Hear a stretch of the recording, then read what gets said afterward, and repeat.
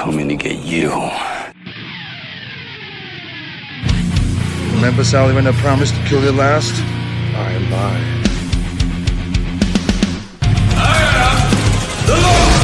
Get off my plane. I have come here to chew bubblegum and kick ass.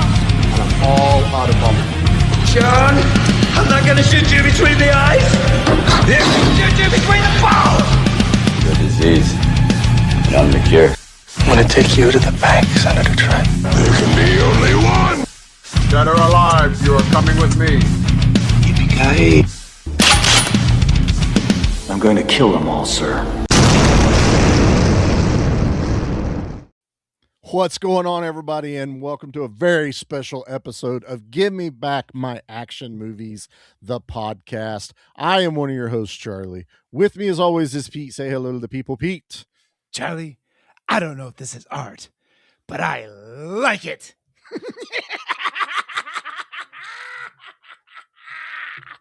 Nailed it.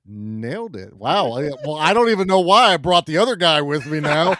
Because he's awesome, that's why. Say hello to our other special guest, our very own Silver Fox, Mickey. Say hello. You want to get nuts? Let's get nuts. Woo! Yeah, there is no secret about what movie we are covering tonight. We are going to be covering 1989's Batman, the pinnacle Hell yeah. of Batman.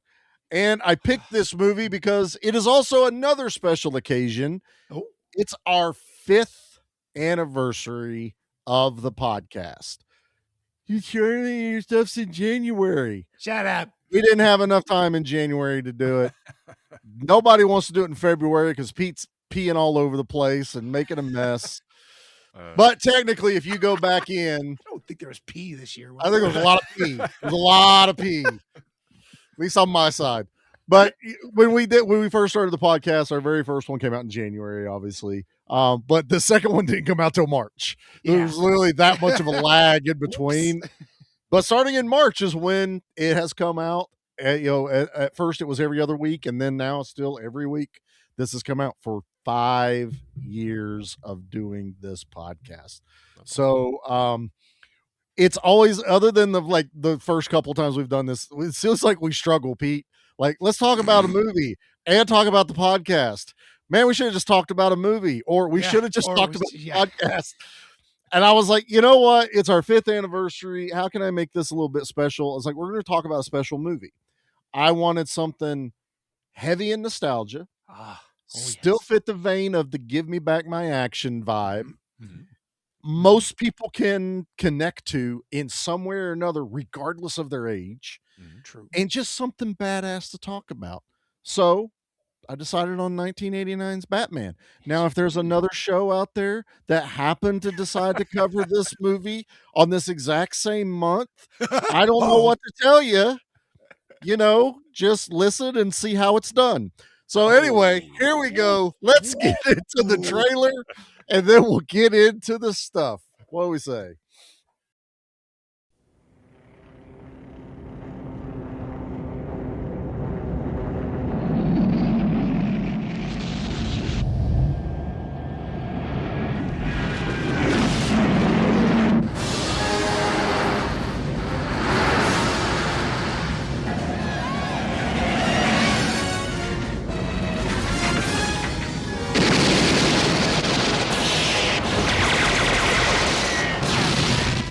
Vicky Vale. Bruce Wayne. And what do you do for a living? Lieutenant, is there a 6-foot bat in Gotham City? Nice outfit.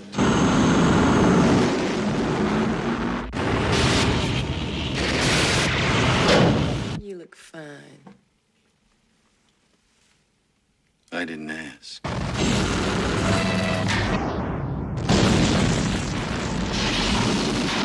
I have given a name to my pain. What are you? I'm Batman. Where does he get those wonderful toys?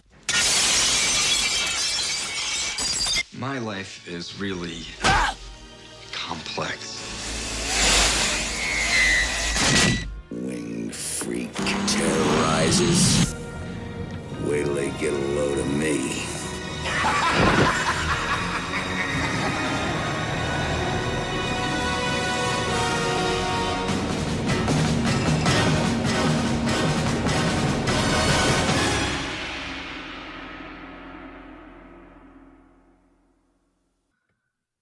Oh, let me tell you, boys, I did not think I was going to struggle to get a trailer for Batman. Oh yeah. If I'm not mistaken, and after I started looking into it, I'm pretty sure they rushed the first teaser out to gauge audience reaction. The second one, the main trailer came out, has no music until the last 10 seconds. Oh, that's a It is crime. literally just For Batman? it's phrases. That's a bad crime. And one of them is you get to see the Batwing, and they're just showing you the first like 30 seconds of it gathering the balloons. And I'm like, but I started thinking, I was like, I remember like they pushed it out before everything, like the music wasn't all done, things weren't completely done for release. I believe what I found was someone else made one and needed one like we needed. Hey, it worked because I was thinking about maybe I could find the score, overlay the original trailer, add a little bit to it. Someone else found it and it was short. So yeah, I almost pulled a Pete, but I was like, on Batman? For Batman, how that's weird. what it's completely wild. But no, yeah, God, this is the power this movie has. I had it on in the shop today. I was, kind of going through Did you watching get any it work again. done? Nah, I called it an office day, Yeah. I didn't turn it on until in the afternoon. Oh, but okay. it was on. I started looking for the trailer, and I'm watching the trailers, getting excited for the movie Batman that is playing on my television right there. I was just like, yeah, this I get it. All the emotions and every well bit of deserved, every bit of it. Yeah. Listeners are like, yeah, that was on. Oh, it's on right It's right now. there. That's the I can just exact watch scene. Turn around. It's There it is. There it is, man. So yeah, like I said, I kind of wanted to pick something for the anniversary because we're kind of out of the big Chuck movies that Pete will watch. So Pete doesn't like just running gun movies. And honestly, there's only like a handful of the big ones left for him. And I was like, I don't, there's some movies I'm hanging on to. We've done things like Terminator 2 already. And I'm like, all right, think outside the box. Think outside just what I consider R-rated action. And it hit me that I was like, it's not R-rated, but at the age I was, I felt like I was watching a movie I shouldn't be watching. Ooh. Yeah, It you were felt- I was just 9 young enough to be going like, on 10. yeah, people are dying. There's explosions. Yeah. I can see where you think that. It's a little scandalous. How old were you at this time? 8? I was 9 when the movie 9. released, but I was like, so it was 89, so I was 9, and then I turned 10 in January, so there was like this window. But I was still young, and apparently my parents ignored the PG-13 rating. Because I got to rent it. I didn't get to see this in theaters. We'll do our histories, but the reason why I picked it was this felt like, kind of like a lot of people's first action movie without it actually being an R-rated movie. And I love this. I love Batman. I love this movie anyway. For this generation, for your generation, not and almost I don't want to say we're not that many years. We're not that far apart in years. But at that time in our lives, we were. I mean, that was a large gap between, as you You're say, high school, I'm elementary school. You were 9, I was 15, give or take. That's an enormous gap at that age. You're about to drive. And, I would be the annoying younger brother, if we were. Well, if you wanted to go see Batman, I would have said, get in the back seat, kid. Let's go. Don't make any noise. Shut up. We're only paying for one ticket. I vaguely remember Superman in the theaters. Vaguely. So this was, unless you saw the Captain America TV movies and the Incredible Hulk TV show, this was your first foray into a superhero movie. There just wasn't, they didn't exist. They Not didn't really, have the no. technology. They didn't have the budget. I mean, it was Superman was a stretch for the time. They hit it out the park. That's one of my all time favorites. Oh, I love But Superman. but Yeah. for like let's say you do the Fantastic Four, you just didn't have the technology at the time to pull off those special effects. And Batman was the perfect character to start with. It wasn't necessarily Spider-Man where you're swinging through you are a grounded street level hero with gadgets. And we can do that because we've had James Bond for a long time. We can do gadgets. That's not a big deal. Yes. So you just needed the right story with the right director, and somehow it happened. Boom. When we get Batman 89, it's magnificent. 100%. I mean, Yeah. you nailed it right there. So let's we'll jump into our histories. Mickey, I'm going to start with you, brother. Yeah. And this can be whether you want to keep it to the movie or even something with Batman itself. So, what's your history with Batman? So it all started with the Adam West Batman show, right?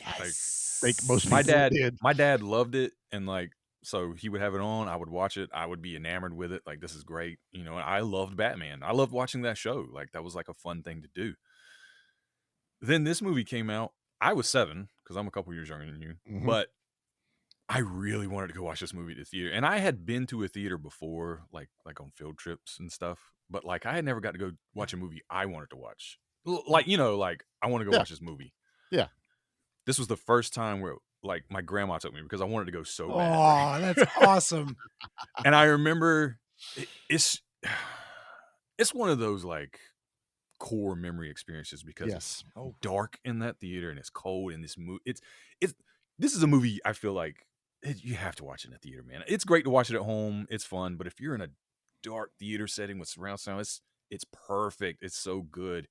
And I had Batman fever after that. Like, it was all about Batman. I want every single toy, you know, I can get out of this thing. I want the posters. I want the cereal. I want all of it. Just give it to me. And it's carried out through all my life. You know, anytime I see something Batman, I'm like, yes, let's go. And, you know, superheroes have been a big deal for me my whole life. Comic books, huge. I couldn't tell by your background, Mickey. Yeah. It kind of started with the Christopher Reeve Superman because, you know, I watched that as a kid too and was a big fan. And so, like you said, that was awesome to me. And like, here's this other superheroes kind of, well, very different actually. And it was like, I don't want to say it awoken something in me in that way, but like, you know, like, oh man, I like this dark anti-hero kind of thing. Like, Yeah. I grew up to love Venom and the Punisher and Ghost Rider and things like that because of Batman, probably. But yeah, dude, like and I've been collecting ever since. And if I come across something, I gotta have it. And the older I get, the more I appreciate this movie. Like, I feel like, Yes. as a kid, you're just like, Batman, Batman, Batman. You get older, you're like, man, this Joker's pretty cool too. And then like watching it now, like Knox is like, man, that guy's pretty good too. Like, there's other little things that kind of stick out as I've seen it, I don't know, man. It's countless times. But every time I watch it, I find something new that I'm like, oh, that's cool. Like, I don't remember seeing that before, or that never caught my attention or interested me now, but now it does. Right. So that was just really cool, man. I love Batman. This movie 100%. rules. Absolutely. Batman. I love this movie. Batman Returns is like one of my favorite movies of all time. Ooh, that was This is really good. Cover. Yeah. Oh, we did that one for Christmas. Yeah, It's my we favorite did. Christmas We movie. did Batman Returns. Right in the high Pete? country. Hell yeah. What about you, brother? What's your history with God, Batman? I don't know if this is. I have so much nostalgia for Batman. Oddly, I have no Batman memorabilia. I used to have the bank that came with the cereal box. Oh yeah, Like, there was a bank that was all wrapped in plastic. My love for Batman goes way, way back. I remember when my grandpa would drive up to Cleveland when I was born in Cleveland, and we lived there till I was maybe 5 or something like that. But I distinctly remember asking my grandfather to come outside to the swing set and play Batman with me. And of course, I was Batman. He was Robin, of course. Of course. This is a core memory I have in my brain. Literally one of my very earliest memories is asking my grandpa to come outside. Of course he did. It's grandpa. He's Yeah, going to come outside. And play with obviously. you. So when did I first see Batman? It had to be in syndication with the Adam West stuff. Why would 3, 4, 5-year-old Pete ever watch Batman? Certainly, I can barely read today. I wasn't reading the comics back then. Um, it had to be the Goofy show in syndication. And when we moved back to Northwest Ohio, I remember I had the Batman pedal bike. God, I had that till I was in high school, till it literally fell apart. The plastic just started deteriorating. I had Batman Robin Migos, the old 8-inch Oh yeah. Barbie dolls. Yep. I had those in all the original boxes. I think I still have one of the green shoes from Robin somewhere in a box of accessories, right? And then of course, as I worked my way through my adolescence, they would have like a double feature after school of the Adam West. So you get like 4 o'clock, you'd have from 4 to 6, you had 2 Batman back to back.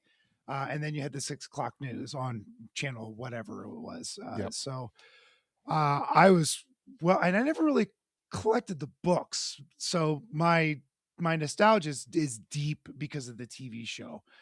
And then I heard about the movie coming out, and Mickey, I love the Superman movie as well. It is genuinely one of my favorite superhero movies of all time. It's top 3 probably.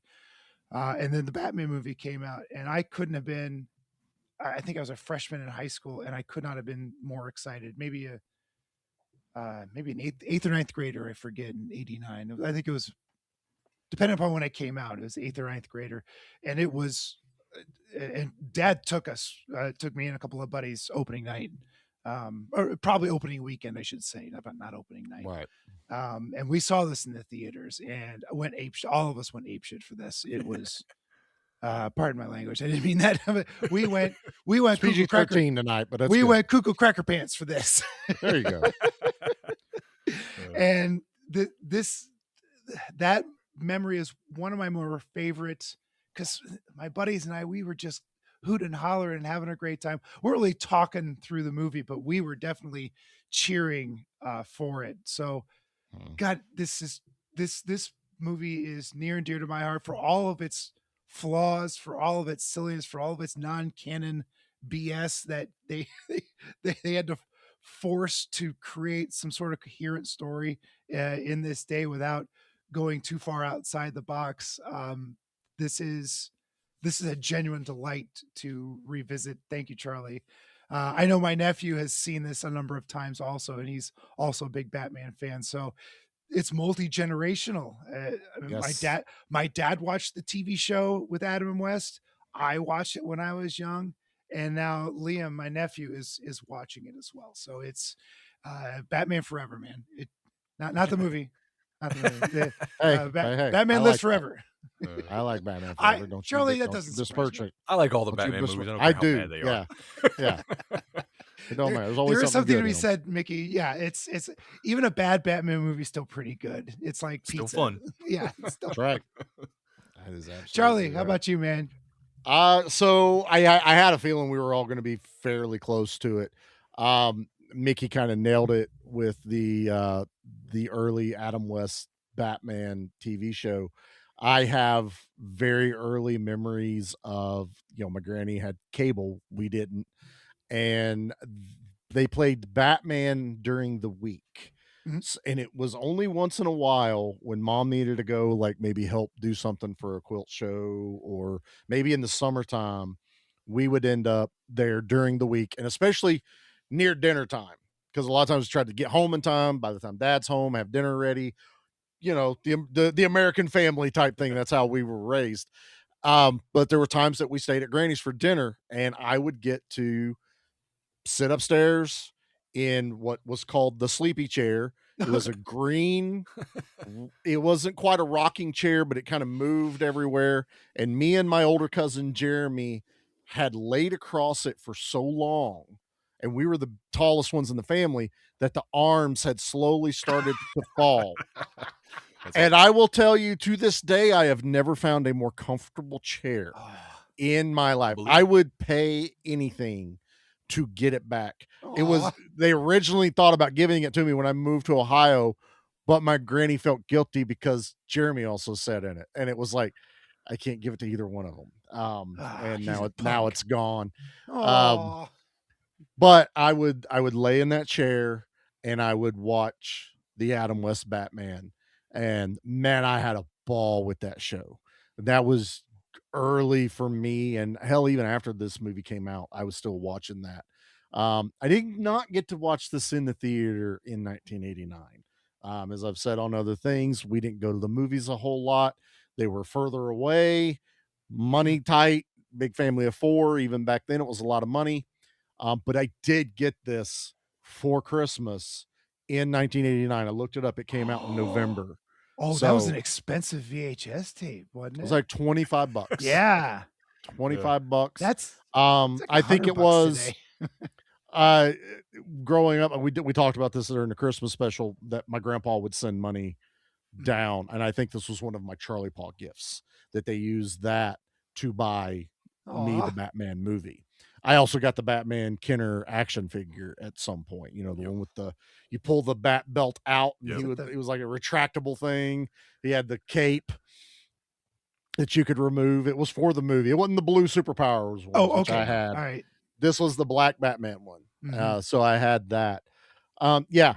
And again, I fell into Batmania.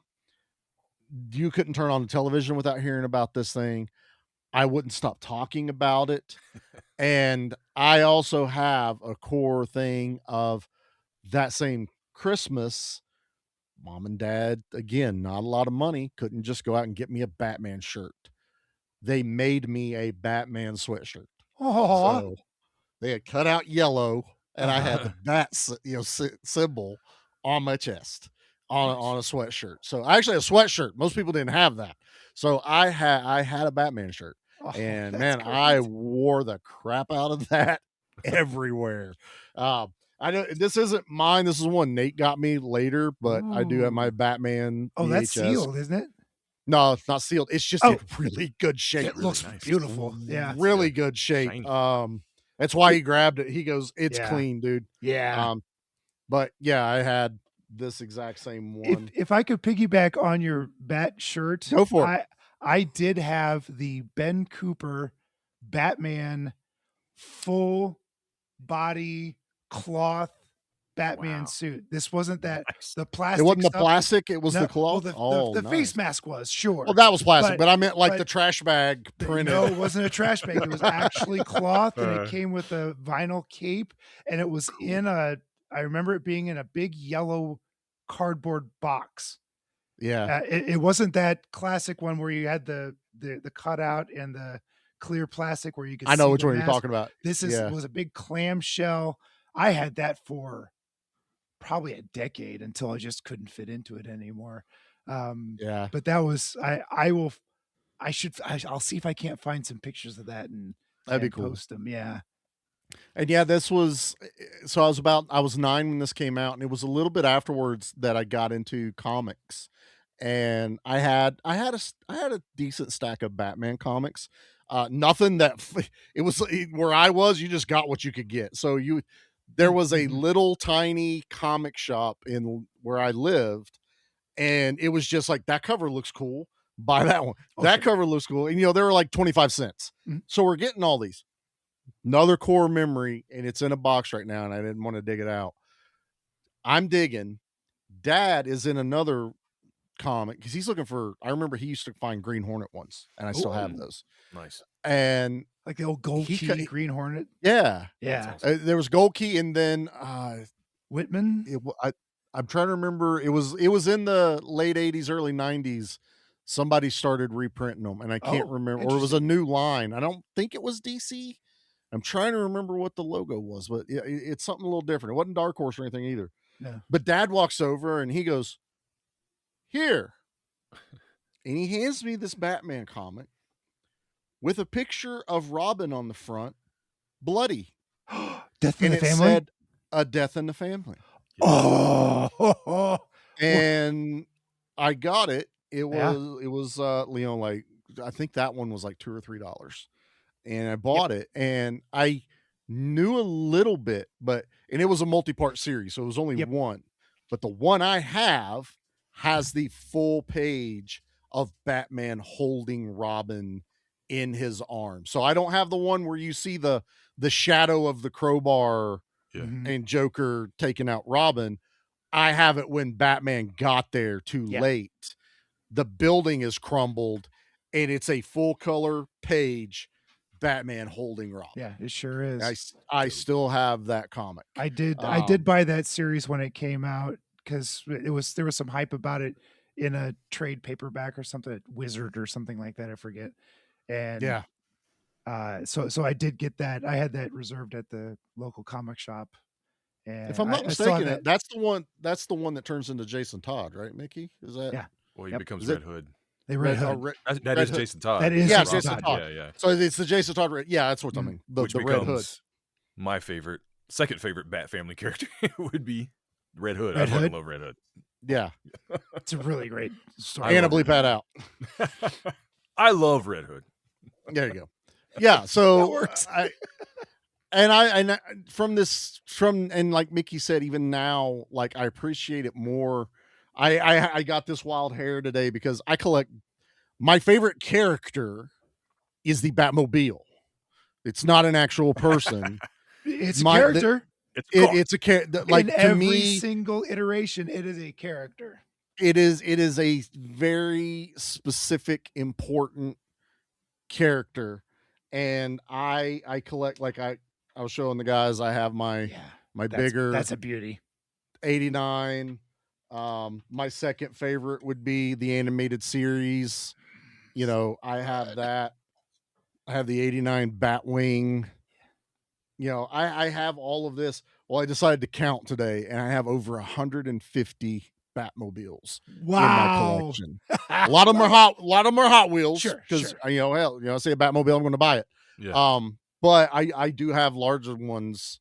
Like I have the animated series toy one up above me, and yeah, I have just, and I've got to meet George Barris.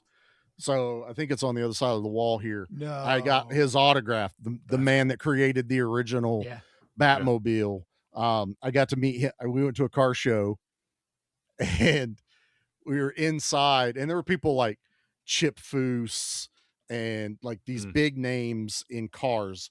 And we didn't know that a lot of those you had to get the ticket early. We didn't know that. We were just there enjoying the day. It was a good guys show. We're inside, and I'm cruising around. I'm with my dad and my Uncle Paul. They're doing something else, and I'm cruising around, and I see this table in the corner set up. And this old man comes out the corner, and he is just complaining. That's all I hear. And I get a little closer, and I see the background, and I see the Batmobile. And then I see all the other stuff he's known for. You know, all of George Barris's wild creations, like the Munster mobile, you know, stuff like that. Everything I saw that he's in known. person once. Yeah, That's awesome. Yeah. and I go up there and I realize, oh, it's George Barris, and he's getting ready to sign autographs. And I'm waiting. I'm like the only one in line, and his handler's over there getting like all the pictures laid out, and I'm kind of looking at him, and George is sitting there, and he's like, "How long do I got to do this for?" Like, George, you got to be here till 3. What time is it now? And he's like, it's noon. I gotta be here for 3 hours. I'm not doing it, George. We have to. This is what we agreed to. No. And then you look, how you doing, kid? I was like, how you doing? I had my own money, and I was like, yeah, I can I get you sign the Batmobile? And he's like, oh yeah. He turns it on for me. Oh, that's great. Oh, yeah, I love building the Batmobile. Talks about, you know, what it was being the Lincoln Continental, all these other things. Oh, it was a great time. Because I helped do some remakes of the movie ones too here, and I've worked on some of the ones that are, you know, that go around to the shows and all this other stuff. I'm like, all right, thank you, George. I appreciate it. And then he goes, really, 3:00? I got to be here. And I was, What a curmudgeon. I love it.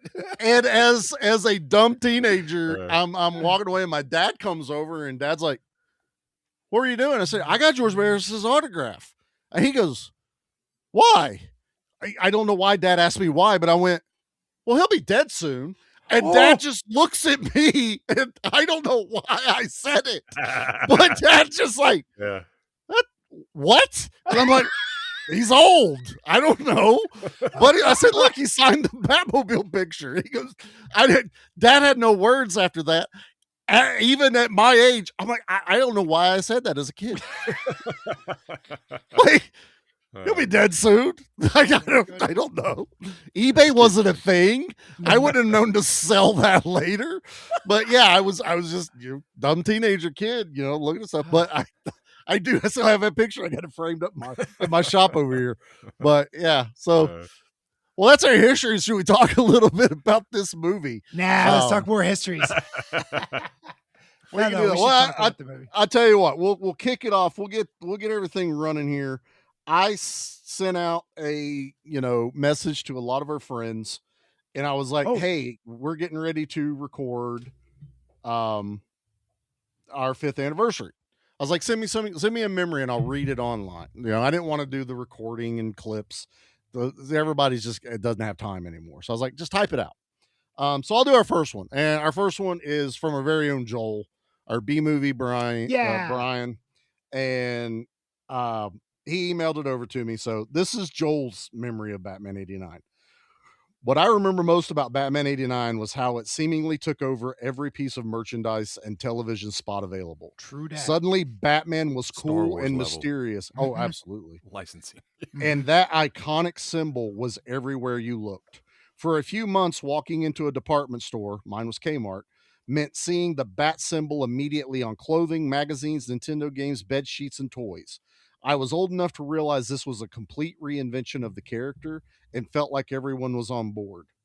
At the time, many of us only knew Batman from family-friendly comics and the 1960s show reruns and the Super Friends animated series. Mm-hmm. The new version was dark and dangerous, appealing to adults and kids alike. The idea of a comic book character being so universally popular felt fresh and fun. He went from being an afterthought to the hottest property around. And once I finally saw the movie, I understood why. It featured great action, strong acting, an easy to follow plot, and incredible gadgets that brought the comic book to life in a way no one had seen before. Tim Burton's Gotham City felt grimy and lived in, yet stylized and radically different from the real world. Yes. While I love the Nolan films, I have a special appreciation for the strangeness of Gotham presented in Batman Returns, and the animated series. Batman '89 proved it could be successfully merchandised while telling strange stories about unique people in a bizarre city, creating a classic that holds up to this day. Okay, we're done, guys. Thanks for coming. See you next month. Bye. We can't say anything better than that. Right. Joel nailed it because he touched on something exactly of where I was going to start with this. We all know Batman, but the other big character in this movie is Tim Burton's Gotham City. Yeah. Like it is a living, breathing organism. It's beautiful. And how are the people, like, I know Tim Burton has a lot of conceptualized ideas, but that's like the level of, like, I've seen some of these avant-garde architects come up with these wild drawings, but they're bringing it to life. Even if it's a movie set, it looks industrial.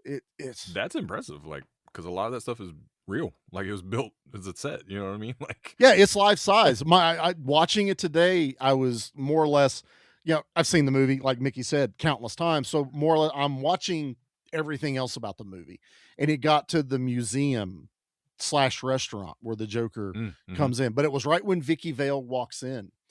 There's like these giant industrial air vents on the right and left side. I saw that too. Then there's like these marble pilasters going up the staircase.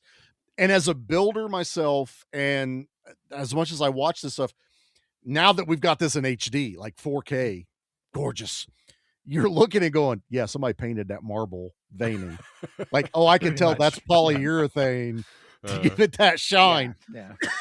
But it doesn't hurt the movie at all for me because it's real. It's still a real thing. It's not in 3D, but it has you can tell that you could interact with it if you wanted to. It's not a flat matte painting, which I love me a matte There painting. there don't get me are in wrong. this. I mean, And they there still are did plenty some. of those in there, and there are a few miniatures in it as well. But I loved how this looked like the movie Metropolis. Yes. Thank you.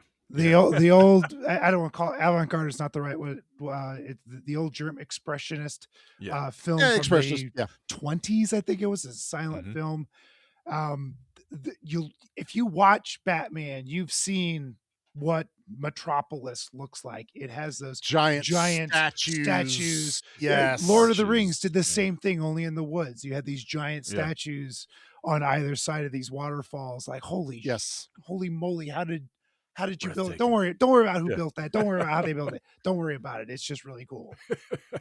Yeah, for as run down as Gotham is there's still a lot of money in Gotham. You know what I mean? That's the cool thing about it. And you said it when you were talking about the industrial fans. It's really cool that all this beautiful stuff is here, but you can also see these like there's just an industrial fan like in this beautiful marble, museum, and then like there's this ugly fan right there. Yeah, I love that. Like, you know what I mean? Like Yeah. it's really, oh man, it just sets the tone for Gotham because Gotham is beautiful, but it's also very dark and very broken. It's beautiful at night. I don't know so much during the day. It wasn't bad at day. You actually got a little bit more detail when you go up, the city hall steps and A stuff little like dusty. that. It was a little cool. But it's like like Pete was talking about, you see the opening, which I want to say was a lot of matte painting and miniatures. And now in 4K, I realized Batman was animated. Whenever he hears the cries and you see the top down from the top down that was with beautiful, the man, beam of light. Yeah. Like back in the day, I never paid attention to you would it. never have caught that. Nope. No, but I know it's animated. Also, I meant to say this during my history thing, but it's fine. I have now seen this in the theater. I went last year. Yeah. Oh, did they have like an anniversary last year? They did an anniversary thing of it how last cool. year. Jackie and I went to the local theater. As soon as I heard it was out, I was like, It's worth I your am time. what? Yes, I don't remember it coming out around here. I would have totally seen that. I Yeah. went immediately, Just- and Jackie said this is her favorite. So Yeah. we were only like one of 5 people in that Oh, theater. that's a shame. I know it was such a shame. Like, come on, people, when are you going to have this opportunity again? Yeah. But I felt like a 10-year-old. Yeah. This movie I have seen countless times is now bigger than life on the screen, and I am immersed in it. And to Mickey's credit, now in 4K, I am seeing stuff I never saw before. Yeah. I am seeing way more detail and stuff that got lost from the artists that did this. And that, like, sometimes 4K is a great thing. Other times they don't Not do so it much. well, James Yeah. Cameron. But, this shots one, fired. yeah. But this one, it allowed us to see what they intended us to see in this. And I'm a huge fan of Tim Burton, seeing things like Beetlejuice, Nightmare Before Christmas, Edward Scissorhands, Pee-wee. Pee-wee, and you get a vibe like you're watching a Tim Burton. Yeah. But this one still feels its own thing though. Yeah, I didn't know Tim Burton had done it until I was older, Mm. and then it kind of clicked for you when you look it up, or somebody, I forgot how. We're talking like a couple decades later, where somebody's like, "That's a Tim Right. Burton movie." I was like, "It is." Like you're right. Right? Like you're like, "Oh yeah, it is." The best one is like Edward Scissorhands. You see that one and you're like, oh, this guy did Batman, because Beetlejuice was before. Yes. Yeah. So Beetlejuice was there's before this. Pee-wee and was it- slightly before Beetlejuice, I think. Yeah, and Beetlejuice went way to the abstract, deformed and everything else like that. It jumped off of Tim Burton's sketchbook to Beetlejuice. It did. So did Nightmare Before Christmas. Those two were Yeah. in. You could see the sketchbook just come to life on screen for both those films. Absolutely. And this one, and I really, and back to what my point was, I feel like they studied architecture. Like everyone that helped with this, they were taking things like even Pete said to Metropolis, which is also a movie. I don't care what kind of movies you like. Everyone should watch that movie. Should watch it. It's long. It is long, It's but it is way a too long. visual treat. and you'll be better for it if you There was a watch it. re-release recently, then they cleaned it all up, and it's jaw-dropping what they Yes. were able to do Yeah. So I 100 highly years recommend ago. it. Yes. Yeah. That's how it feels. No, Yeah, but literally, Metropolis came out like 100 years ago. Yeah, yeah. it's almost there. Wasn't it? Yeah, it Right was about. 1920s. It was in Late the 20s. It was 20s, a early silent film. 30s, somewhere Somewhere around there. around there. I don't know. We have this It's tool called Google. I guess we could have figured that out. by now, but- right. I'm just No, using but that's fine. my But yeah, fallible brain. this movie opening up and just being more or less introduced into Gotham with that whole scene that's almost kind of recreating Batman's origin with another family. You know, they're Mhm. leaving the Yeah, theater, everyone go thought down like, the so wrong alley. I knew Batman pretty well. I knew his origin, all that good stuff. I thought, as did my buddies who went to the theater, like, here it is. Here's the origin story. Here it comes. And then you get the rug. Yeah. You get the rug pulled out from under you. That ain't Batman. That ain't the Wayne family. And you are just dropped right into the middle of this story. I think a lot of superhero movies in recent years suffered the origin story. Yeah. Yes. Because Batman's been around for so long and it just didn't need an origin story, even though they did touch on it in this film. They gave it to you, but the right way. Yeah. You know, it you're was just a not quick watching, flashback, right? Mhm. you're not watching Year One or Yeah. anything like that. I feel like Right. it's not Spider-Man where we got to watch Uncle Ben die Twice. 257 Right, times right. every time we watch this, Uh, or be like, where's Uncle Ben in the entire, like, I don't know. But yeah, you didn't need that. But it was a good swerve because I remember being dropped into this and, not really having a huge history because I don't think the Adam West one ever talked about No. the origin. They glossed over pretty much It literally everything. just dropped into a episodic, here's these wacky adventures and here you go, have fun.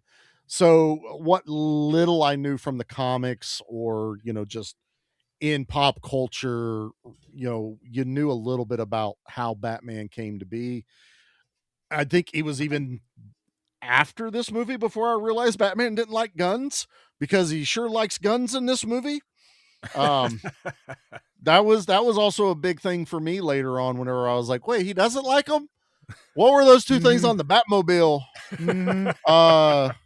That was just a garage door opener. He doesn't like to hold guns. You just Oh, yeah, that makes He just sense. mounts them to his airplanes. It's he just mounts fine. some huge machine guns to his car. Not till Batfleck gets a sniper rifle. Yeah, there you Yeah. go. Metropolis 1927 for those that were Okay. keeping Oh, there you score. go. Okay, so we Almost are 100 years. Almost. I was 99 years. I like going back to because we all brought up Adam West and Yeah. so did what was whoever Joel. read the history, Joel. Yeah. I think it's cool that how even as dark as this movie is, there are still hints of that. It's a funny in movie. here, especially with the Joker. Like you could tell he's pulling a lot of inspiration from Cesar Romero's Oh, Joker. 100%. You know what I mean? But he's Way- also adding that really dark, psychotic edge to it. But he's still got that goofiness of the clown Yeah. Uh-huh. with it, and it's perfectly done. And you also brought up Beetlejuice, like Michael Keaton. Oh, I'm sorry, Tim Burton wanted Michael Keaton for this movie because of his comedy, whereas producers were like, "No, we want like a serious actor." This is And dark. 99% of the public went, Mr. Mom's going to be Batman? Huh? But dude, the way killed it. he says some of the funniest stuff in this movie, and As it's so like Bruce, oh my God. it's so flat, but I'm like laughing, like it's hidden in there. If you're as you get older, you pick it more, be like, oh man, that's hilarious. But that's a comedian. That's the other reason he knew But he he's not- wanted him. He's not goofy. It's not. No. It doesn't feel like okay. Present day superhero movies. They always have that like one-liners and like these punchlines, and it's sometimes it takes you out of it. Sometimes you're like you roll your eyes like it's not like that with this. It's funny, but it's he's not doing it funny. You know what I mean? The, Like, the, it's hard the to big explain. one I read was where his comedic timing and everything came into play. It was his idea to have the date with Vicky Vale in that giant room with the Hilarious. giant table, Eating soup. eating soup, and then dropping the line of, I don't ever think I've been in this room. Yeah. That's do you like that's eating comedic. here? I don't think I've Yeah. ever been in here. Yeah. So that's comedic timing without being goofy or slapstick, or like, which one of these guys is Bruce Wayne? I'm not 100% sure. He's You like, know, yeah. I don't yeah, know. you don't know that, that's Bruce Wayne. We do, but it's funny without it being, hey, what's up, Yeah. kids? I'm being Like, silly it's, over it's here. like it's like Rib, like Yeah. It isn't like that. It's like And the Joker gets to be funny, but sadistically funny. yeah.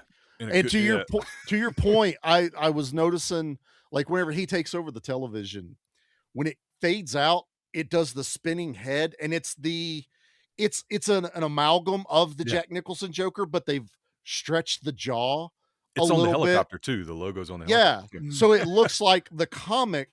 Yeah. I'm pretty Yeah, sure the comic Bob Kane. rendition. Bob Kane. Yeah, Bob Kane did some of the earlier ones, but like the Joker commercial felt like something completely Cesar Romero would have done. Absolutely. With the bikini girls talking. Love that Joker. Dude, that's so He's good. using It's- brand X. He drags that I'm so S out. uncomfortable right now. He goes up the. Okay, Charlie's favorite character that's not Batman, Henchman Bob. Bob the Goon. I love Bob. He's You're he's my number like, one guy. you always know when he's in a movie because you can't. He's got the Yeah. He's got Malik that in voice. Conan the He's Destroyer. Conan. man. He's in Conan Destroyer. He was in something recently that I saw. He was a badass cop, and I'm like, that's very weird. He was in City Slickers, stuff like that. So He was in City Slickers, really? yeah, he was a character, not like one of the main. Not one that of the was like three. Yeah, no, it was like Daniel Stern and Okay. The other guy, Billy yeah. Crystal. Yeah, but he's in that. But I love Bob the Goon, and Mickey just did it. It's when Joker is imitating Jack Palance. Yes. You are my number one guy, and just rubbing his. I guess him It's so and Jack awkward. Nicholson. Him and Jack Nicholson are like best friends. That's he. That's Jack got it. perfect. Jack got him the job, but it makes it even better. And we get Jack Palance in this. And I'm speaking of City Slickers. I love I love his character in here. He's not in it very long, but it works so well because there was always mob bosses and all these other things that weren't like Batman's rogues gallery, but they were still things he had to There's contend still a lot with. of crime in Gotham, and Batman was always taking him down, and Jack Palance just played it perfectly. He played it. I don't know great. how you could play it better without having some sort of, I don't want to say powers, but shtick. Like The power like Joker was that exactly. It was he had power there, the power of money, the he was an power of old school influence. mob boss. Yeah, is what yeah, it he was a mob boss, He'd and been I on top like of that. family for a long time. It's what it's what helped, like Pete talked about earlier, keeping the Batman character more of a grounded superhero. He doesn't fly. He doesn't do any things. He uses trickery. People think he flies because he's smart. Make the cape fly out, throw a smoke bomb, He's wearing grapple body hook armor up when in they the air. shoot him. Where's the blood, man? Right. Mickey's got it. Man. Nice. I love it. My Batman is really small. I have a tiny Batman. Tiny Batman. My tiny Batman. He fits the tiny car. Yeah. But yeah, it's the mystique of Batman works in this. It was Michael Keaton's. If there's one thing you will, other than Michael Keaton is my favorite Batman, if there's one thing Michael Keaton's ever remembered for the rest of time, he coined, "I am Batman. I'm Batman." That was his line, because it's always, "I'm vengeance. I am this. I am the night." Yeah. All of that. That's Kevin But- Conroy right there, boy. But Michael Keaton, Kevin Conroy, the animated series is Based only right off because of of this how movie. well this We wouldn't did. have it without would this not. movie because I mean they literally. I know it's The intro song is yeah, is it's this song. Batman's I think music, they changed it a little. It's a I little think bit it's just different.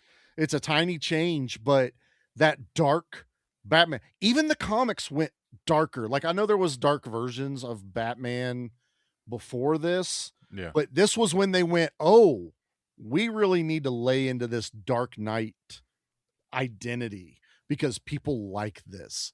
And for me, I think it's kind of always stuck there. I know they've done things like Brave and the Bold and, some of the Yeah. more kid friendlier ones, I but think right after this movie is when I kind of started picking up comics. I think they were going into like Nightfall, like with like Azrael as Batman, and Azrael. Yeah. stuff like that.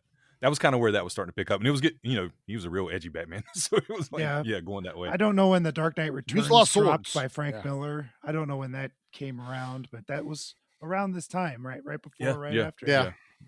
Yeah, and I think The Frank is Killing another Joke, all was that. another big moment for Batman was That in periodicals, The Dark Knight Yeah. Returns was Batman's return Huge. to comics. Yeah, and that was a totally different Batman Mhm. when that happened.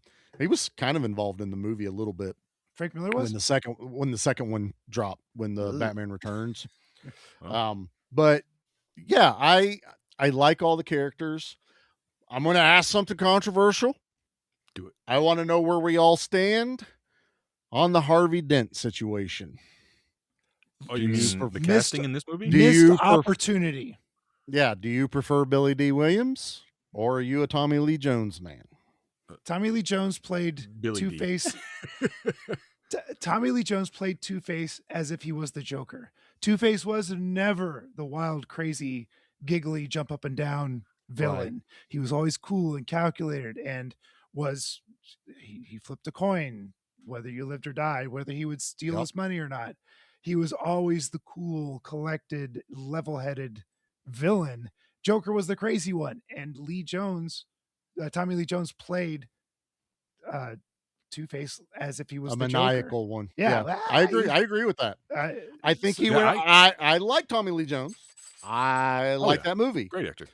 but I think It's Billy different. D would have played it done well. what Pete Dude. just said. Did you guys ever? They did do a sequel in Batman '89 comics. Like they kind Yeah, of, I have and they went that route. issue They went with one. that story arc where he becomes Somewhere around Two-Face, here. right? No, it's I really haven't read good. that. And he gets a Robin. It's really cool. But yeah, it would have been great to see that.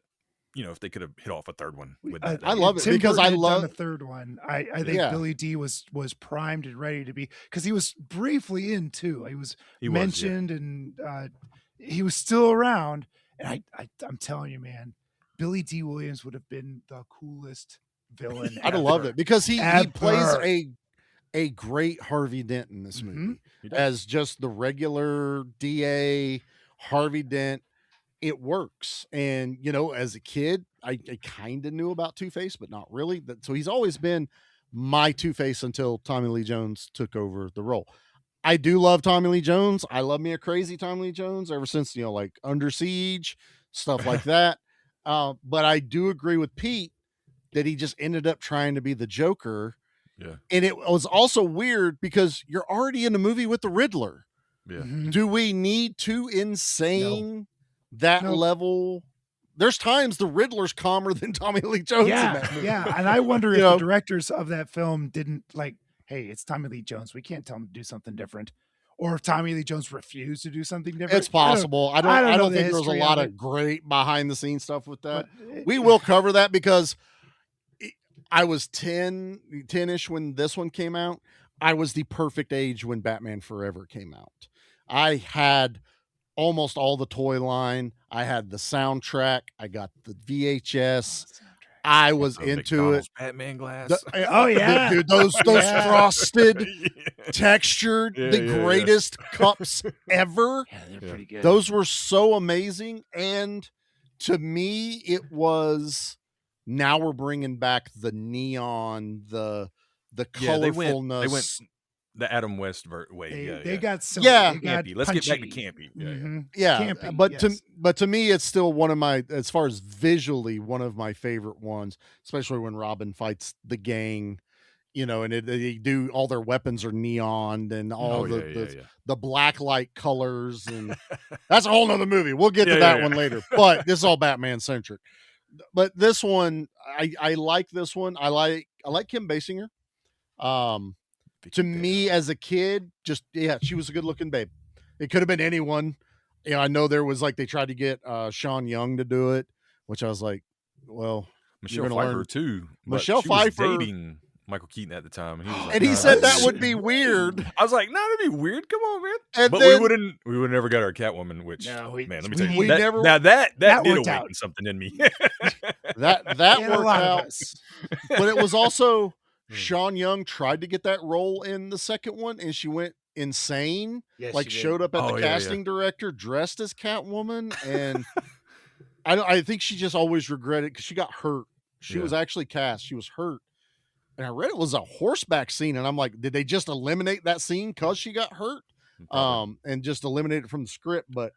And then Kim got brought in like 1 week before shooting started or something like that. So, yeah, I like her in this. She's got good chemistry with There's Michael good Keaton. chemistry. She is clearly a screamer because I Oh, think yeah. I think in the last 35 minutes of this movie, she does nothing but scream.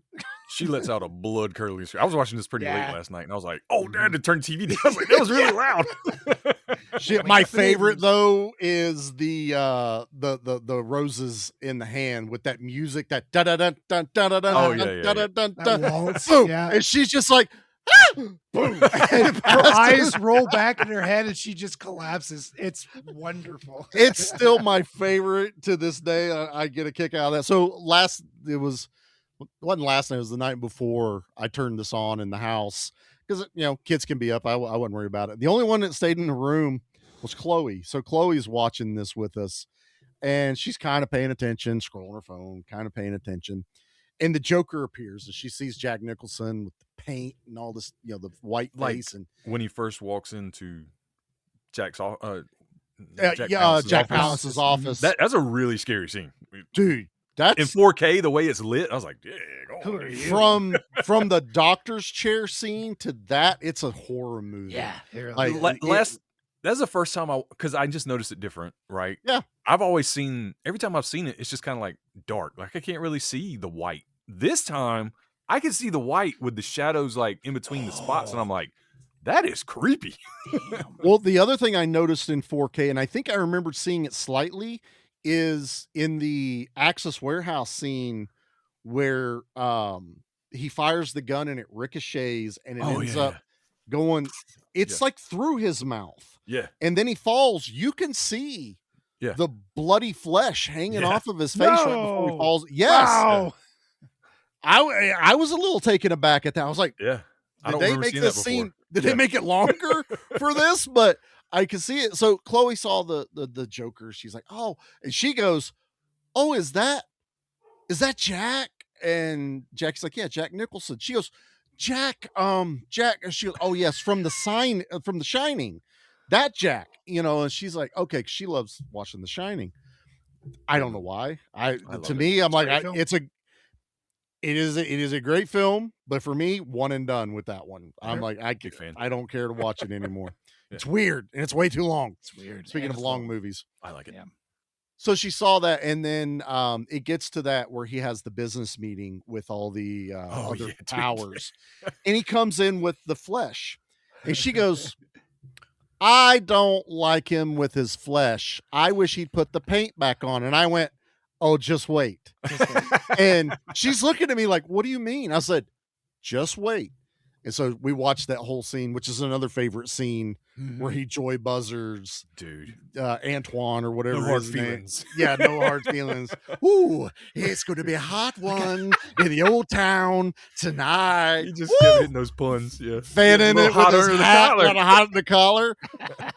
And then he pulls out his handkerchief and wipes his forehead. And Chloe goes, "Oh, yeah, that." His face is white. Yeah. I was like, yes, the chemicals bleached his skin. So he is the white color and he now paints it flesh. And then whenever they do the throw water in his face, I went, now watch. And he comes in, oh, melting, and pulls, boo. And she's just like, oh, I like that a lot.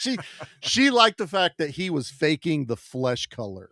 I like that about this. He's hiding it as opposed to like putting makeup on. Like he is the makeup. Like the makeup is him trying to blend in instead of. It was very confusing the first time you saw this, and he comes out with flesh color. You're like, You're like, wait, what is going? I don't understand what's happening. And then, like you said, Charlie, that reveal where he wipes his brow and it's white underneath, like the guy's eyes. You want to know "Oh, my God." what's even cooler about this is I read how they did it, because as a kid and even up until I read this, I always thought he had a little bit of white makeup on his handkerchief when he wiped his Oh. forehead, and that would look like he's wiping it off. And then the other scene was a cut, like they've just got the prosthetic, painted his skin color, and then when he's hiding his face, they cut it to where he's got the makeup on. No, they went one step further. They went, how do we do this? He's wearing makeup for the movie, but now he's going to wear makeup on the makeup. They covered it in a like a silicone cream. Yeah.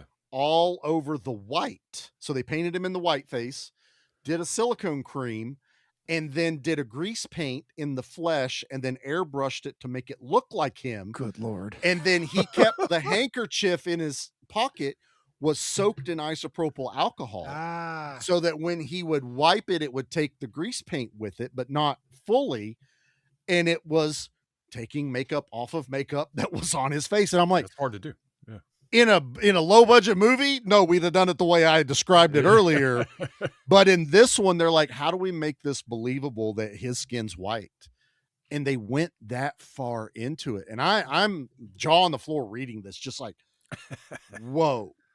Like Yeah. This is 1989, 1988 when they're filming Yeah. it. Yep. You know, like they weren't doing this in Adam West stuff, you know. This is almost the height of practical effects. So it's like Joker still had a mustache in the old show because Yeah. Cesar Romero Yeah, wouldn't yeah. shave it. Didn't shave. They would not shave that thing. And I love reading that they kind of just let Jack go. Like they had him watch the old show and do a lot of things, and he does take a lot of Cesar Romero, but a lot of what he does is just Jack Nicholson off the leash. Yeah. A lot of the lines he says, a lot of the stuff he comes up with an idea and they do it. And to this day, I didn't read it, and I'm sure it was his idea to shoot Bob at the end, because it's the part I hate the most about this movie. Bob gun. Bang. Like what? Even the goon behind him was He's your just number like, one guy. I don't want to be next. Like I'll be number 2 for the rest of my life. Don't make me number 1. Sometimes people I forget. just number two'd. Sometimes people forget Jack Nicholson's a really good writer too. Like he's a really good film writer, and he is. directs too. So like he comes up with a lot of, when he does movies, like he'll come up with a lot of good ideas, and they'll end up going with it. Because Have you ever seen the interview with Matt Damon talking about The Departed? yes, Jack where Nicholson? he talks about making fun of shooting that lady. Yeah, It's hilarious, dude. It was a 30-second scene for The Departed where they're gangland shooting these 2 people in the back of the head on a beach, and it was supposed to be like a flashback kind of scene. And Matt Damon's telling the story, and he's telling it of how Jack's talking to the director, and he's like, okay, I can shoot this person in the back of the head, but if you leave the camera rolling, Yeah. then I'm going to say, gee, she fell kind of funny. And it's going to make it better, because now you're going to notice he's a psychopath because he finds humor in people's death. And and Matt Damon, this thing goes on for like 5 minutes. He's like, of leave it rolling, and I'll say Yeah. yes. But also, if you leave the camera rolling, I'll look at him, and what you'll do, as I forget the other Yeah. characters, that he's gonna have a hatchet, and he's gonna kneel down, and what that's gonna tell the audience is that we're not done, and we're gonna cut these people up into little pieces, and that's gonna make the scene even better. You know, it's just Oh my gosh. I need to find it, and I'll send it to you, Yeah, Pete. yeah. But Oh, it's man, I gotta see worth that. it to just. And I've seen The Departed several times, and I know the scene he's talking about. Yeah. And I'm like, that actually tracks. It's a nothing scene, but when you know he did that, you're like, he's right. He is 100% right. Yeah. How much it changes your perspective of it. So yeah, seeing him do all this wild stuff as the Joker, but it works because it's the Joker. Yeah. It's hard to explain that. That's what I expect. You know, Him dancing through the museum just brings me great joy because it's clearly all improv. They had some little direction. I could go over here first, go over there. Oh first. yeah. And you could just see Jack Nicholson is having the time of his life, just hamming it up. Dancing to Party Boy by Dancing Prince. to Like, let's go. Then we got a soundtrack. We need to talk about that here. Prince, man. There's no like I can't picture any other person to make songs for this. But listen, but watching this, and it's even the goons, the henchmen are having fun. They're, one's painting that sculpture with the green hair and the red lips, and they're spray painting. And God, I still love it to this day. Bob whips out that freaking knife to cut that painting, and Jack flips that thing up, and he's like, "Wait, leave it. I like this one. It speaks like to the me." most sadistic picture. It looks like a horror. gory. I don't know what it is. I think it's a white faced clown or there's a white faced something in the middle of it. But it looks like flesh. Yeah, it looks like a rib cage or something. Yeah, but he's like, I like this one. Is that a war eagle? Was that Viking thing where they did? Oh yeah, like a blood eagle or something. Eagle, that's what it is. Yeah. And this was another part where Chloe was kind of paying attention to the thing, and he brings the girlfriend over when he's talking to Vicky, and he goes, "I'm a bit of an artist myself, and I'd like to work in the abstract, but in like on real things." And he brings her over. She's got that like porcelain mask on. It's creepy. Just that. Just that. Yeah. Yeah. But then she pulls that thing down, and I couldn't see Chloe's exact expression, but she stayed staring at the television a lot longer. Like, what? Whoa, what did it? Man, they're playing with some acids, And it was just brief enough. Like, you got it. You got this flash in your head, but they didn't linger on that shot for very long because it probably wasn't all that great, to be honest with you. Yeah. But it was just enough for the brain to capture this quick snapshot of what Jerry Ryan, not Jerry Ryan. I'm sorry. I forget the lady's name. Vicky Vale? You got the idea, and it just sunk and stuck in your brain that whole time, and you didn't need a lot, which is it's that Texas Chainsaw Massacre. There isn't Jerry Hall. That's what you're thinking. Drop of blood in the entire film. Everything's done off screen.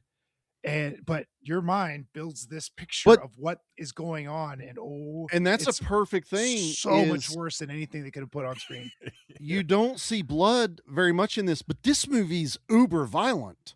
Oh, yeah. Like I'm watching this thing, and that goes back to why I picked it.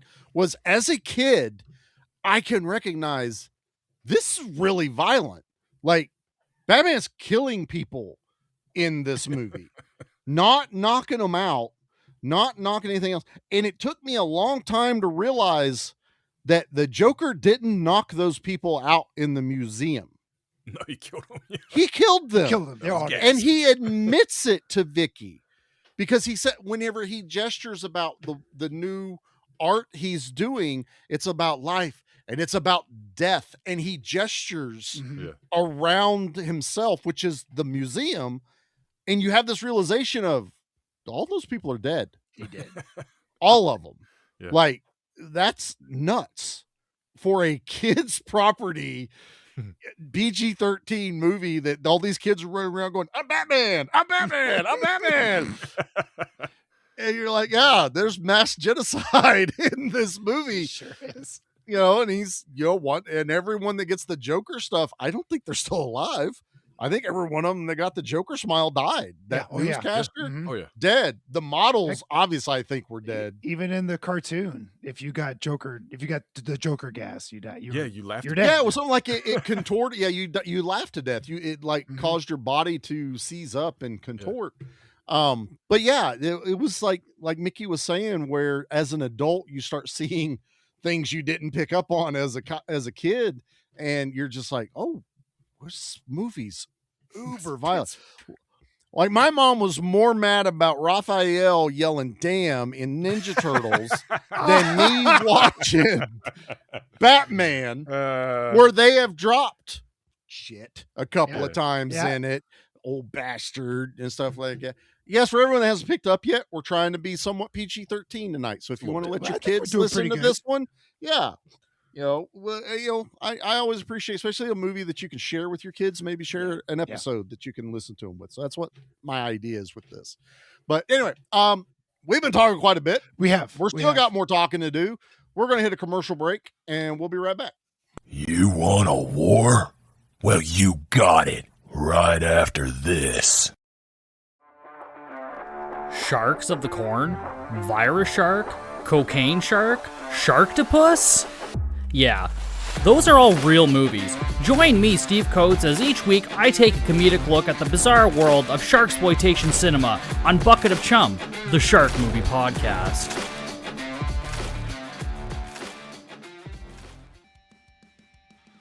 All right, Paul. So I think it's time we, made a trailer. Do we have to? Like, people keep asking, so we're gonna deliver. Well, what are we supposed to do in this damn trailer? We're just gonna talk about shit we do here. We theme our months, right? Like, what do we?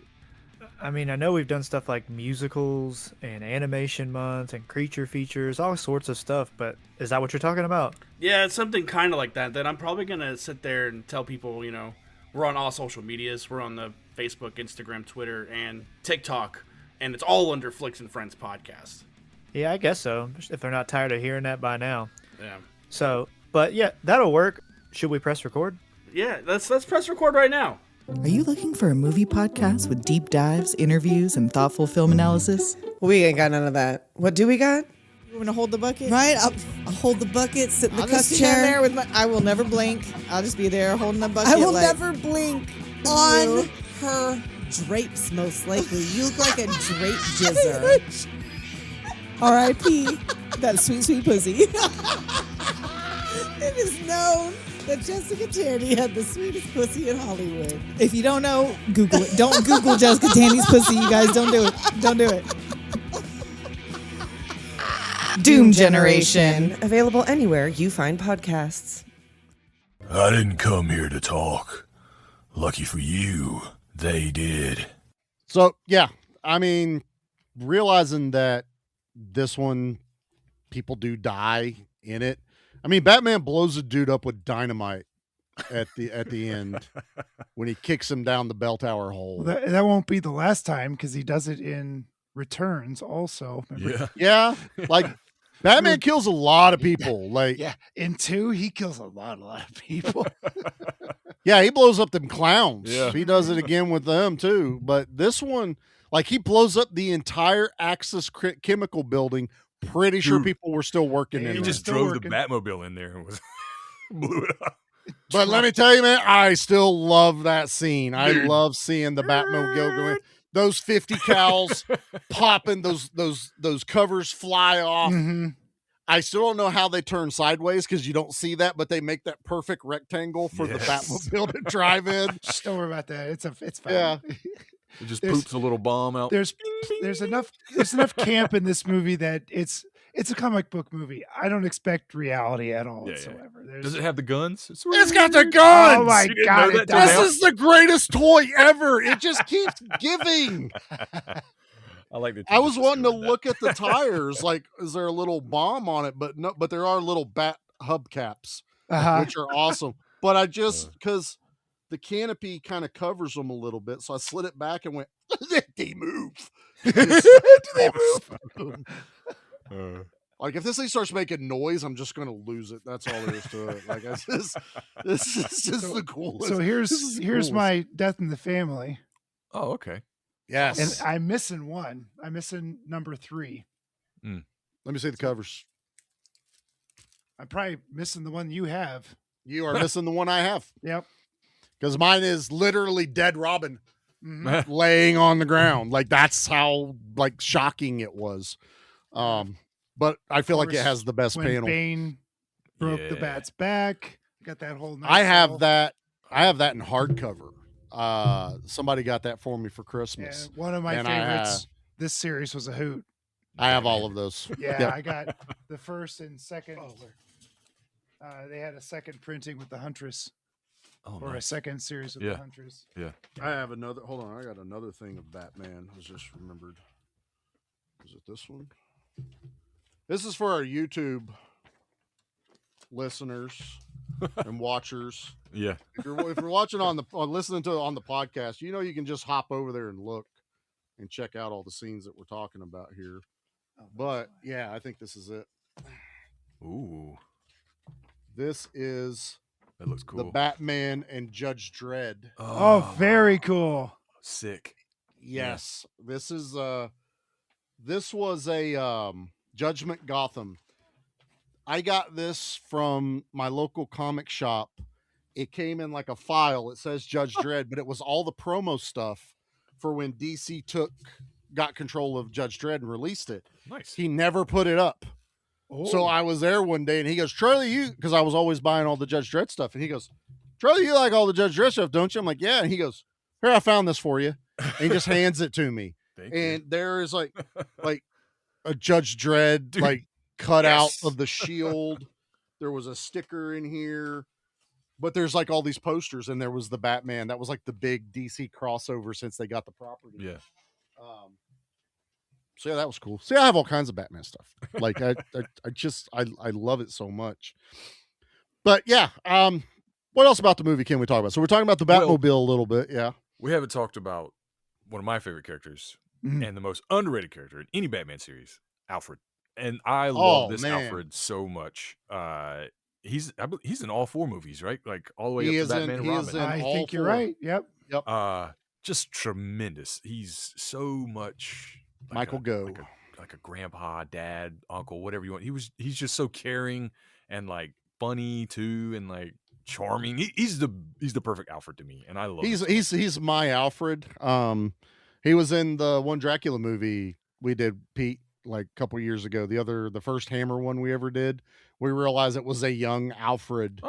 Yeah, the Blood of Dracula. The Blood of Dracula. Yeah, it was a young Alfred in it. But Michael Gough is my Alfred. Second favorite Alfred is the animated series one. That for sure. Like, I mean, Michael Caine is great. I love Michael Caine. Michael Caine. It's a Christmas movie with Michael Caine. Some men just want to watch the world burn. Yeah, that's okay. It's all right. I bought a house with all my Jaws money, but he sure did. He sure did. But I think for what we've always grown up with as the character, this one, dude, this when I think of Alfred, I see him.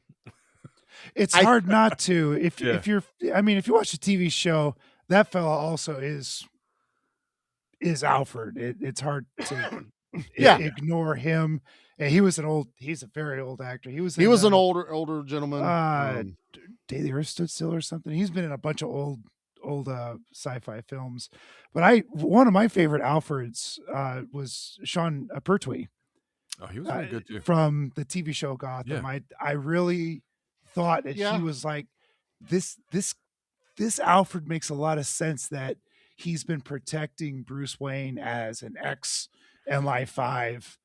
It's gone that way since, has it? I'm saying in recent movies, it's kind of been like, that's how all Alfreds are. They're like these ex-military dudes, and their wives. It makes sense. Like he and Thomas Wayne were buddies, and Thomas Wayne hired him to come on as their butler to Butthole. Isn't oh crap, what's from Lord of the Rings? Andy Serkis. Yeah, Andy Serkis is in the Batman. He's and you get that feel like there's something Jeremy more Irons in like the Snyderverse. I kind of like Jeremy Irons as Alfred. He fits that role. Wow, also, I think Jeremy Irons has been the same age since the 80s. Since Live Hard or Because Die Tomorrow or whatever. Yeah, well, yeah, you watch the With a Vengeance, Die Hard with a Vengeance. But you'll watch stuff like The Man in the Iron Mask, which is the other Musketeer movie, and you're just kind of like, do you age? Are you a vampire? And then you see him in The Beekeeper, and you're like, you look exactly the same, and you sound the same. Like one day he's just going to be dust. One day, that's it. There's no aging. He's going to go out in the sunlight one day, and it's just going to be over. He's going to be Rust. Jeremy Irons turns into Jeremy Rust, and he's gone. Alan Napier was the first. Well, in the 66, 60s Batman was that one. But I like him. He's a really good. He plays really well. Like, we're talking about Michael Keaton's comedy. This Alfred is like the perfect, back and forth with it. Like, Yeah. Batman puts the glass down. He's like running really fast to like grab it before it falls, and just stuff like that was hilarious. Doing that stuff, the way he responds to Vicky Vale at Yes. the party, like even like he didn't know who she was, but caught his eye. Like, oh, there's one for Master Wayne. There we go. Yeah, He's that'll the perfect settle wingman, him isn't down. he? Yeah. Yeah. I also like how he reacted to Arliss giving him a tip. Oh, dude. When he Oh, lifts that Knox, yeah. dollar bill up in near disgust, like this, I got this it. is so the white below me. gloves. Yeah, you go to a millionaire's place and you tip you- it. if you Like, tip, like come on, that's man. that's how out of water. And that's another underrated character in here. Knox was created for the movie. Yeah, he was. He was brought in back to the comic that Mickey was talking about. Knox is in the Batman '89 did he one. make an appearance in the comics finally after a Yeah. while? Okay. Yeah, but I really like him in this. I think he's a bit of a comedy relief to actually get some of the jokes and stuff like that. It's like, look, I'll pose nude, but you got to use a long lens. Funny joke. You know, That's a good so joke. It's It's such a throwaway. Oh, it's a throwaway, but it's a great one for the adults to laugh at, and the kids go, "What's that mean?" Like, I don't. don't worry about it. Yeah, don't even worry about it. Kid. Batman's coming up. Pay attention. Them making fun of the suits of armor in Oh, yeah. in the mansion is still some of the funniest stuff. He's like king of the Wicker people. Where does the guy get? He's like, I bought it. It's Japan. He's like, oh yeah, you bought it. He hit him Okay. with the Batman. We're like, oh, he's right there. Yeah, Yeah, right. showed up right behind him. I love that. Yes. A good Commissioner Gordon. Not a huge character till later on in the movies. Yeah. He gets a bit more. I really like Eckhart in this. Which is also Slimy. Porkins. So slimy. Oh yeah, he's a Star Wars and guy. Yep, he was in a Star bunch Wars of- guy. He was in Hardware that we did, the killer robot stuff. He was the perv in that. But I like him as Eckhart. Like, I kind of am upset he dies so quickly in the movie because he plays that gruff detective. He's a foil. I mean, he's this. And in this movie, they know he's a dirty cop. Why aren't you just calling HR or internal affairs on this dude? Because he's connected, man. It goes. Everybody's connected as it goes up. Yeah. It was. He was replaced in the cartoon. Was it Bullock? Yeah, That's Harvey Bullock. Was- Harvey Bullock, which he wasn't a dirty cop. He was He's just just a hard ass. A blowhard. Yeah. Yeah, and but I liked Bullock in that. But Eckhart, watching this, he just went into this character. I don't know what it is. I love the way he plays it, especially when he's talking to Jack. When they're having the meeting in the alley, and he's like, "I'm Grissom's my boss, not you." I don't. It's great listen to delivery. you. I don't answer to scared of him. psychos. Like, he's one of the few people No. that aren't scared of him. He's not, and the way he's not quite skulking away when they have the standoff with Commissioner Gordon. Bob's got him by the gun, and Eckhart's just kind of quietly walking away in the shadows, and Jack sees it Yeah. and shoots him. Yeah, I like that. I just hate that he died so quickly in it. This is also the first time they've linked the Joker to the death of Batman's parents. Yeah, I didn't care for that. First time I saw it, I didn't care for it. It also made the ending a little weird because then they kind of knew who each other were behind the mask, literally, and that never sat well with me. But the fact they kill the Joker, I think, is the reason why they were able to go with that. That Fudge. pissed me off. The fudge up. The fudge off. Holy Yeah. moly. That was That the was a one thing- choice. It was a choice, and I'm sure Jack didn't want to come back for a sequel, and that's just fine. But the Joker is the number one nemesis of Batman. You can't kill him off. And then they went ahead and killed Penguin too. So I'm like, Tim, what you doing, man?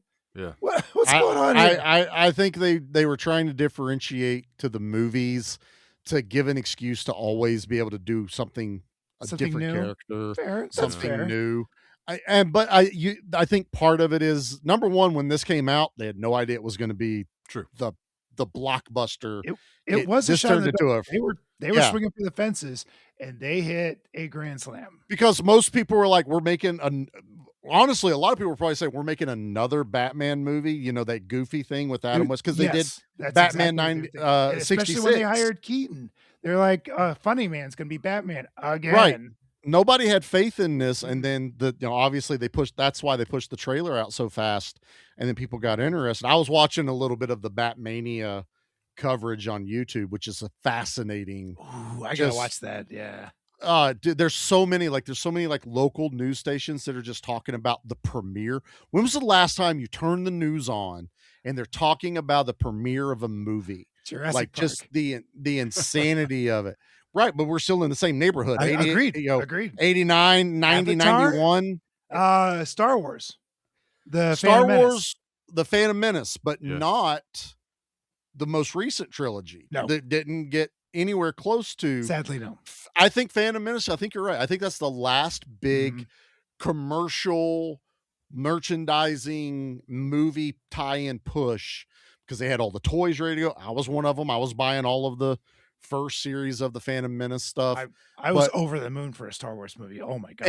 And watching this, they didn't have like the merchandise they were selling wasn't the movie merchandise. It was just if it had Batman on it. You just put they that were gold selling and it. black symbol up there. The symbol, there was a lot of the comic versions of Batman. They were putting it on banners and t-shirts and all this other stuff. And one guy, they were doing an interview with him going, I would show you the Joker shirt we're selling, but we already sold out.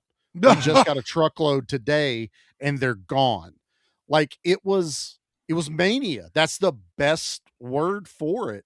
Was you could not throw a rock and not hear about Batman. My mom, zero care about anything comic book, television, nothing like that. Knew who Batman was. Sure. Like just not even a question. Never questioned it whenever I wanted the movie. This is Batman. It's fine. It's comic. Just let him get it. Yeah, it was a phenomenon in the 60s. Yeah. That short run TV series. Wait till we get to the body count, Mom. right. But that TV series really hit. I mean, you did the Batusi. There was so much cultural iconography from that TV show that just oozed into till it jumped a shark. Until it literally jumped a shark. It's where we got that phrase. No, that was Happy Days. That was Happy Days. It was Happy Days. That was Happy Days. That's right, When the Fonzie Fonz literally jumped over a shark. Yeah. That's right. On water skis. Yeah. But he shot in his leather jacket, by the way. But he hit a shark with shark repellent. Yes. He sure did. He had bat shark repellent in his bat shark belt. repellent. Always prepared. Gadgets.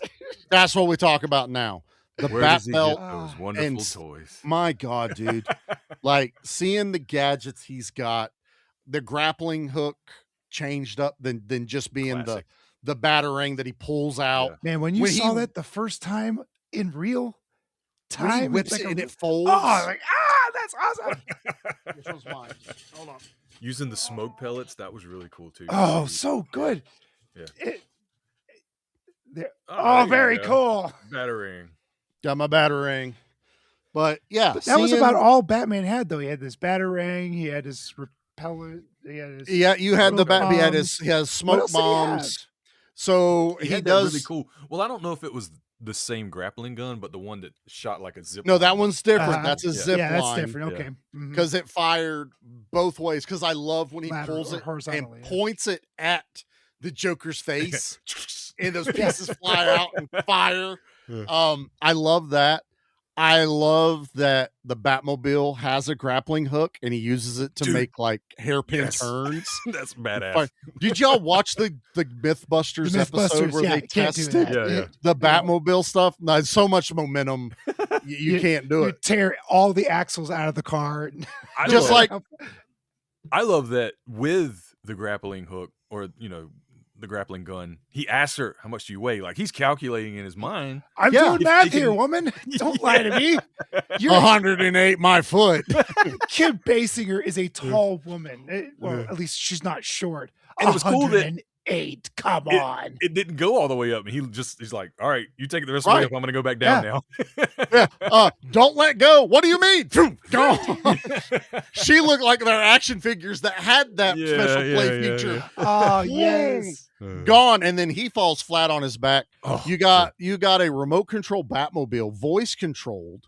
Like, guess what, Elon Musk? Batman did it first. Talking to The armor armor, dude, the armor mode. That was pretty cool. You're seeing the Batmobile in all its glory, and It's character. It's a Just like you character. said, It's yeah. also it was on a Impala frame, like a lot of just pieces and parts. It's got Honda Civic headlights, Ferrari tail lights, a Harrier jump jet engine in the back that's modeled off of, like, all this stuff put together, and then they armor it like an armadillo, and it just looks. To this day, I still think it holds up. The effects to do Yeah. it. I love it. The tires get it. Yeah. You know, it's so cool. And then he calls it to him, stop. He's right in front of his feet. And you know, every Batmobile has to have a really bright light that shines into your passengers' eyes so that they can't see who you are as you go. Batcave. What's a Batman movie without the Batcave? That's a great moment when he's taking her through my the God, forest into the waterfall. Dude, I love that. The where you can't really see the road. The music hits just perfectly. It's like, God, it's so good. When I first brought Jackie to down home here in Virginia, the road back here off of where our house is, there's one of those hills that when you get to the top, you really can't see the bottom. Yeah. And we got up to this thing. She's sitting in the front, and she goes, "Where's the bottom?" And I always picture that when I watch the Batman now, because that's basically what Vicky Vale's doing this entire time. Yeah. And then he runs it into the mountainside, but it's fake. Yeah. Which I like that's kind of a callback to the 60s Batman. 100%. Oh, yeah. Where he would go into there. But I love the addition of, and I think it was in the comics, of where he parks the Batmobiles on a giant turntable. Yes. So he pulls in straight, but when he leaves, it turns back around, so he's face back out. That's very much from the comics. Like the comics. Yeah, always I'm looked pretty kinda sure like that they drew that out. Like, he doesn't have he has a lab, but it's not like what we get later in the movies. He's just sitting at a computer. I do like that in the movies later, they touch on the fact that Alfred is a mechanic. It's the it's Batman and Robin. Yeah. When he it's Batman Forever, because it's Forever. Val Kilmer. Yeah. Because he gives Robin the motorcycle that needs fixed, and he goes, Alfred is a great mechanic, but he's not got time to get to this one yet. And that's that little nugget of Alfred in the comics was the mechanic to be working on a lot of this stuff. And Nolan did it really good with Michael Caine. Yeah. Michael Caine was helping more as far as the gadgetry in the office. I know they had Fox doing the things. Fox was the Q, but Michael Caine was like, whenever they're doing the suit and working on everything. I like those additions from the comics into the movies and how they've kind of grown that lore, the backstory to it. But yeah, I love every bit of the gadgetry in here. We gotta talk about his body armor too, because this guy takes like point blank shots. Point blank. And like he's fine. Who doesn't shoot for the head? Why is everyone shooting the chest? Why are you shooting for the body? Why does the Joker take a shot to the he hits him square in the abs? Oh yeah. At the very where end. he's got Why did you he's punch got him in the face? the silver tray Yeah. in his chest, which is another great scene. You ever dance with the devil in the pale moonlight? What? It's just something funny I like to tell people right before I kill them. Bam! Just knocks him clean off, man. It's a great scene. The Joker, actually, for Joker to complain about who gets all these cool toys, he's got some. He's got a lot of cool arsenal. A lot of great toys. He's got one of the coolest movie guns ever. Oh my god, dude! It's And down it's his pant leg. telescopic. He's like this. I'm like, oh my god, I want that. But Cesar Romero, he's got the punching glove on the pistol thing, punching the TV. He's got the squirty flower. All the acid flower. Take a soy buzzer. Yeah. I love all of the that. gun that says bang. Oh. Yes. I can't take it anymore. I couldn't live life without you. Another moment she screams again. Yeah. She's just got to scream all the time. Faints. I think she fainted at that point. Yeah. Too.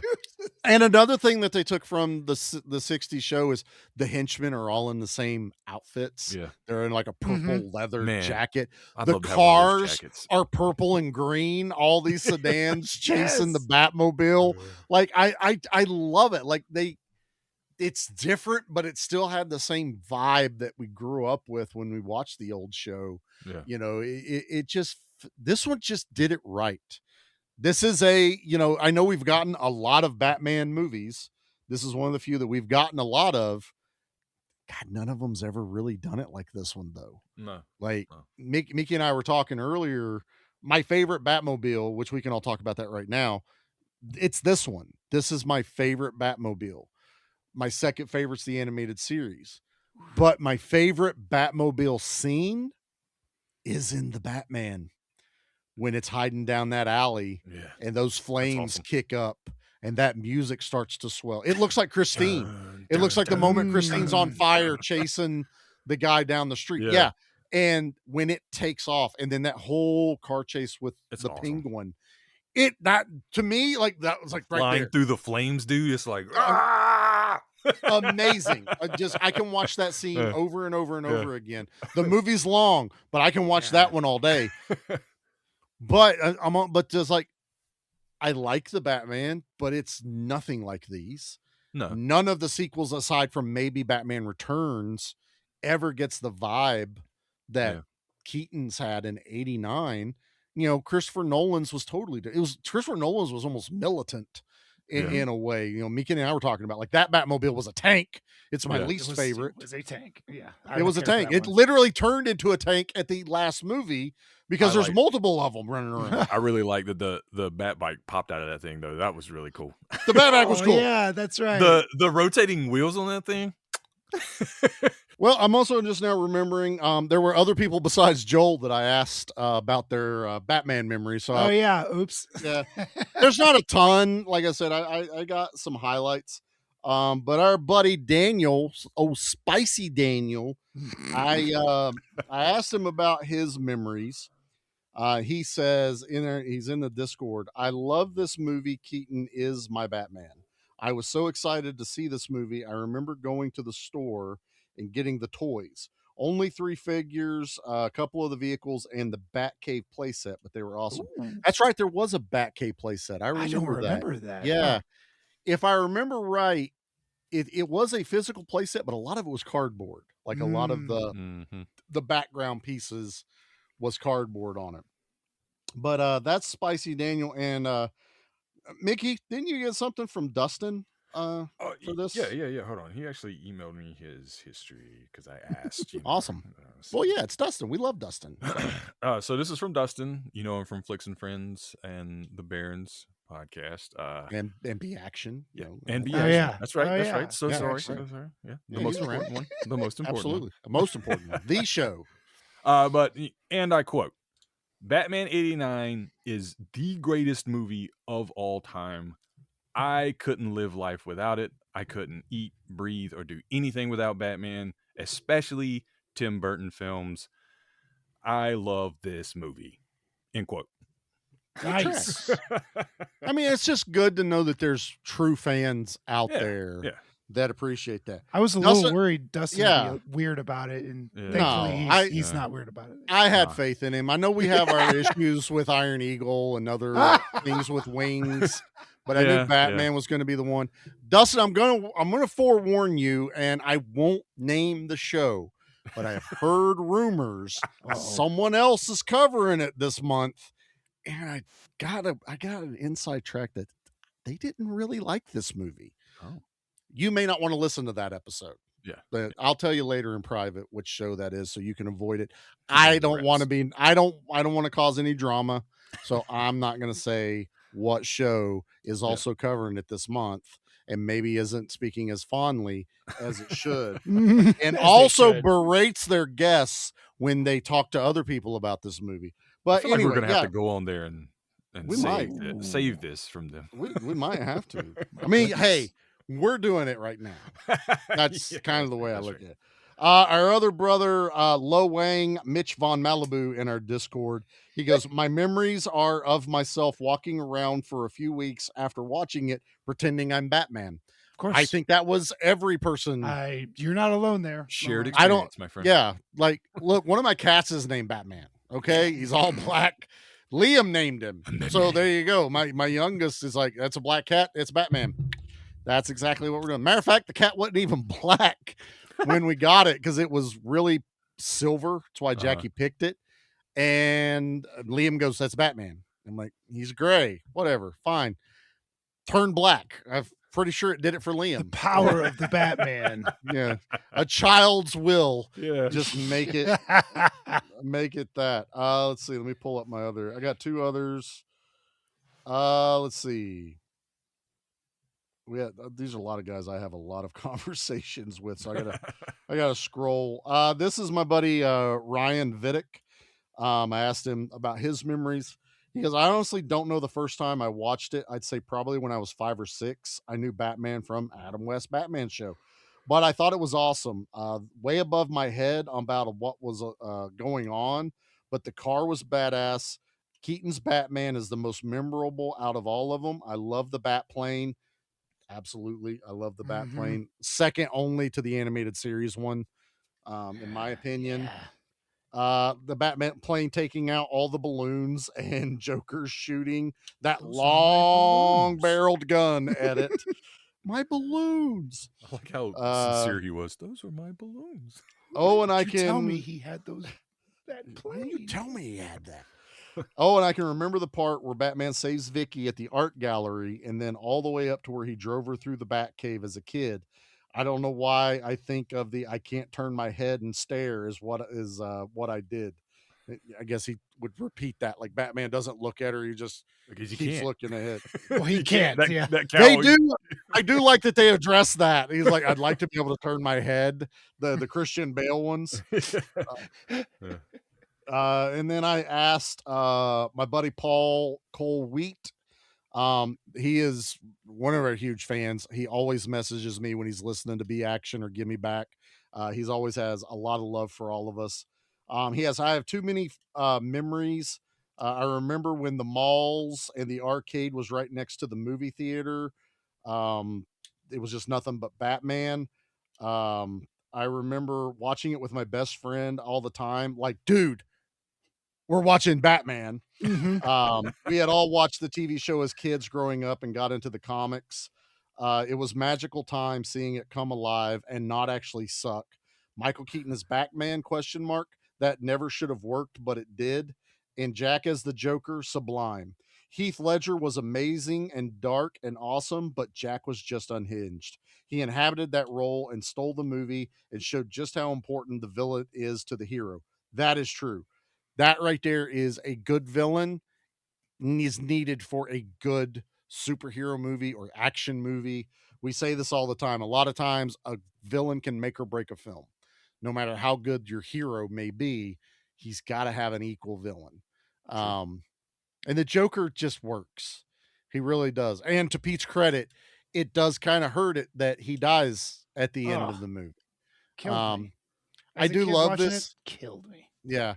I do love this at the end of the movie. And fun fact, I forget, I think either me and Mickey had talked about this or one of us had talked about this, always talking about the ticking bomb in movies. And it's like, no, that thing should have exploded 20 minutes ago. That's how little time it's on there. When he goes, meet me on the roof in 10 minutes. It is 10 minutes. Is it really on the nose? Nice. Is on the nose 10 minutes.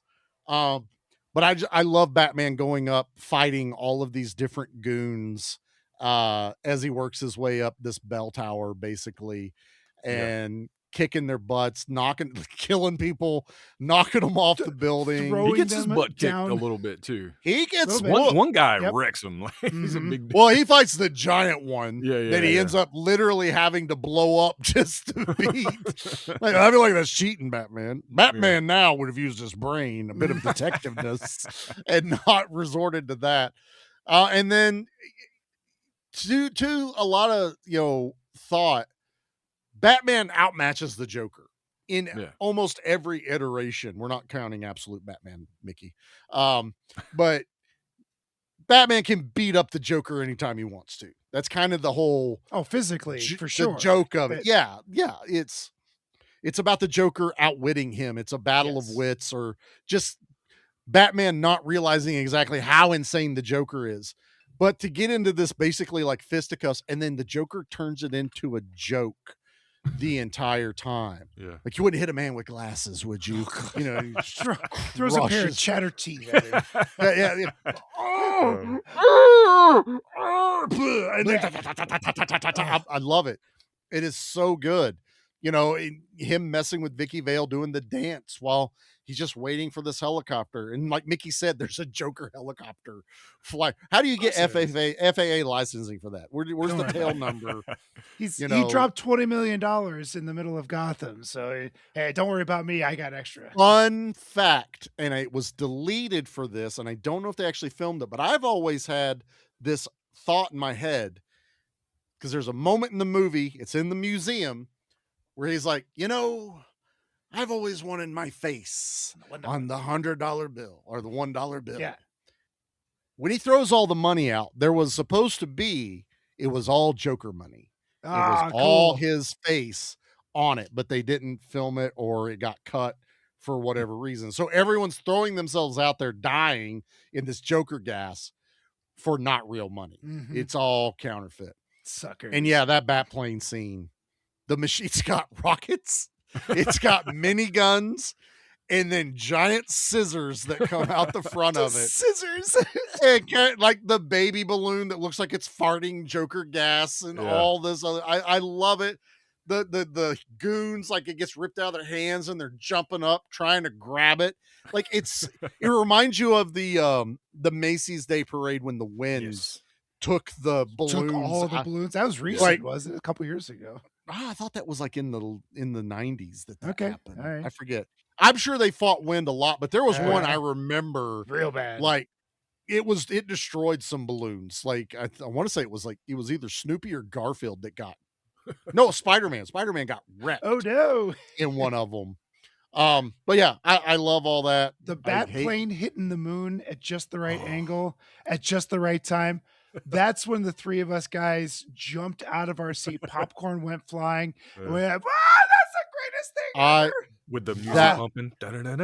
That scene in the theater was worth it seeing in the theater for that one scene because it is perfectly centered and framed and everything. And the one thing we haven't talked about the soundtrack really. We've been singing the soundtrack. We've been we talked a little bit about Prince and everything, but talking about the actual Batman. This had two soundtracks. This had the Danny Elfman score, and it had the Prince, full Prince. A full album of Prince songs just about Batman. And you know how hard that is? We're talking about Prince, who does not license his music out. Oh, to get him to do that? Yes. To get him to do this stuff.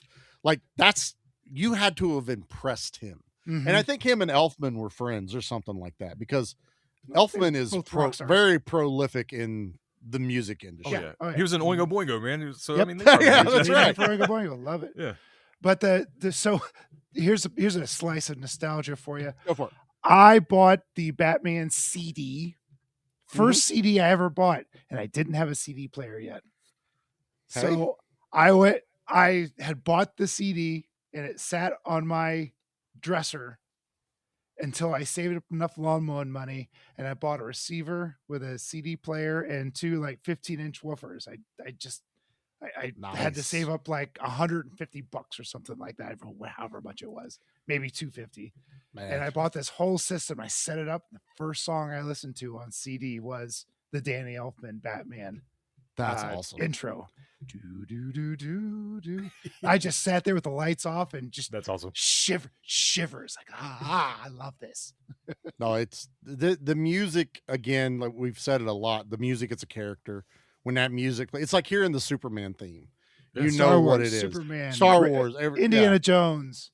That reminds me because Jurassic Park. Yeah, my kids were talking about that one day. Like they were singing Spider-Man. They were like, "What's Batman song?" And I was like, "Na na na na na na na na na na." They did that, but I was like, "No, hold on." And I put on Batman animated series. I was like, "This is the Batman song." Yes, true. That was when that started streaming. And you remember when Netflix would be like, "Would you like to skip the intro and jump right into the thing?" Hell no! That's that one and the X-Men theme song. Never, ever, ever. And it got so good that even the Avengers animated one that they did in the 2000s, Like Earth's that. Mightiest Heroes. Yeah, Earth's Mightiest Heroes. That intro slaps. Yeah, like good. that was amazing, and I was like, never skip it. I will always listen to it. I But did that for Batman, Cowboy Bebop. That was the one I Oh. never skipped. Oh my Samurai god, dude. Champloo. I know we're throwing Ooh, anime out here, but like that's another one you It's never. fine. It's fine. There's some anime Batman out there. I get it. It's There totally is, yeah. fine. You know, it's Ninja Batman. Ninja Batman. Ninja Batman. Saw that. Batman is a Ooh. ninja. I love that they Batman- finally like Batman wade and the into Turtles. that. Batman versus the Ninja Turtles. DC Batman when they versus Shredder is a peak on-screen fight. If you ever Yeah, it really just go was. watch it. DC may not be doing great with movies lately. Their animation, but their animation Oh, yeah. Always has good. been like Marvel had, other than the TV shows, Marvel's never really been able to capture that animation Yeah. that DC is. not like- DC's had it for a long time, like since Mask of the Phantasm. Yeah. Like DC's had a stranglehold. Master- Well, of- just I since know. Batman the Animated Series, since that first came out in Yeah. 91, what was it? It was like 91, 92, something like that. Yeah. It wasn't too far removed from this movie. Mhm. Right around the time the second movie came out, that Fox picked it up. And that, like, as a kid, like, I love this movie, but because I didn't always get the comics, that was my Batman. That was my, Yeah. that's what taught me my lore. Yeah. That's what told me who each of the bad guys were and their origins, which maybe weren't completely comic accurate, but It's most of the close time the enough. cartoon was really close. Yeah. Yeah. And also gave us the birth of Harley Quinn. Yeah. That she was on the TV show first. It was later that she was put in the comics. We got So Mark Hamill as the Joker, the oh greatest. my god, dude. That's my Joker. Yeah, because he was Luke Skywalker, and then he was the what was he called in the Flash? Yeah, he was the villain in the old 1990s. He was a policeman Flash. in the Guyver. He was a cop in the Guyver. We did do that. I kept But- wanting to say cock knocker, but that was the Jay and Silent no, Bob. no. But in Hey, Batman edit the that Animated out. Series though was cool because it was a cartoon for kids, but it didn't treat it like it. It didn't treat kids like they were dumb. It Like, didn't these were like dumb it serious down for stories, us. and they were like legit. Yeah. Yeah. It got into some like psychological. The Yeah. Clayface one Dude. is probably still my favorite episode ever of the Yeah. animated series. Legit. Because Mr. Freeze was always a sympathetic Oh. villain. that was is my probably favorites. peak Freeze, right? Is Yeah. in those. But yeah, Batman. he had that almost, it was a robotic but not voice for that. But yeah, like Pete was saying about Two-Face, that got into that cold calculating, that was a great Two-Face. tired of the Joker's shenanigans. Like That was the first time I saw absolutely- Killer Croc too. I was like, oh, this guy's Yeah, awesome. same. Yeah. Never seen him in any of those. The friend ventriloquist was always a cool. Yeah, Matt Mad Hatter. Hatter. Oh Hatter. god, dude, that was. But it really, it got into some like depression episodes and Yeah. some like It dealt with some losing serious your stuff. It did. your mind kind of things. Like Batman.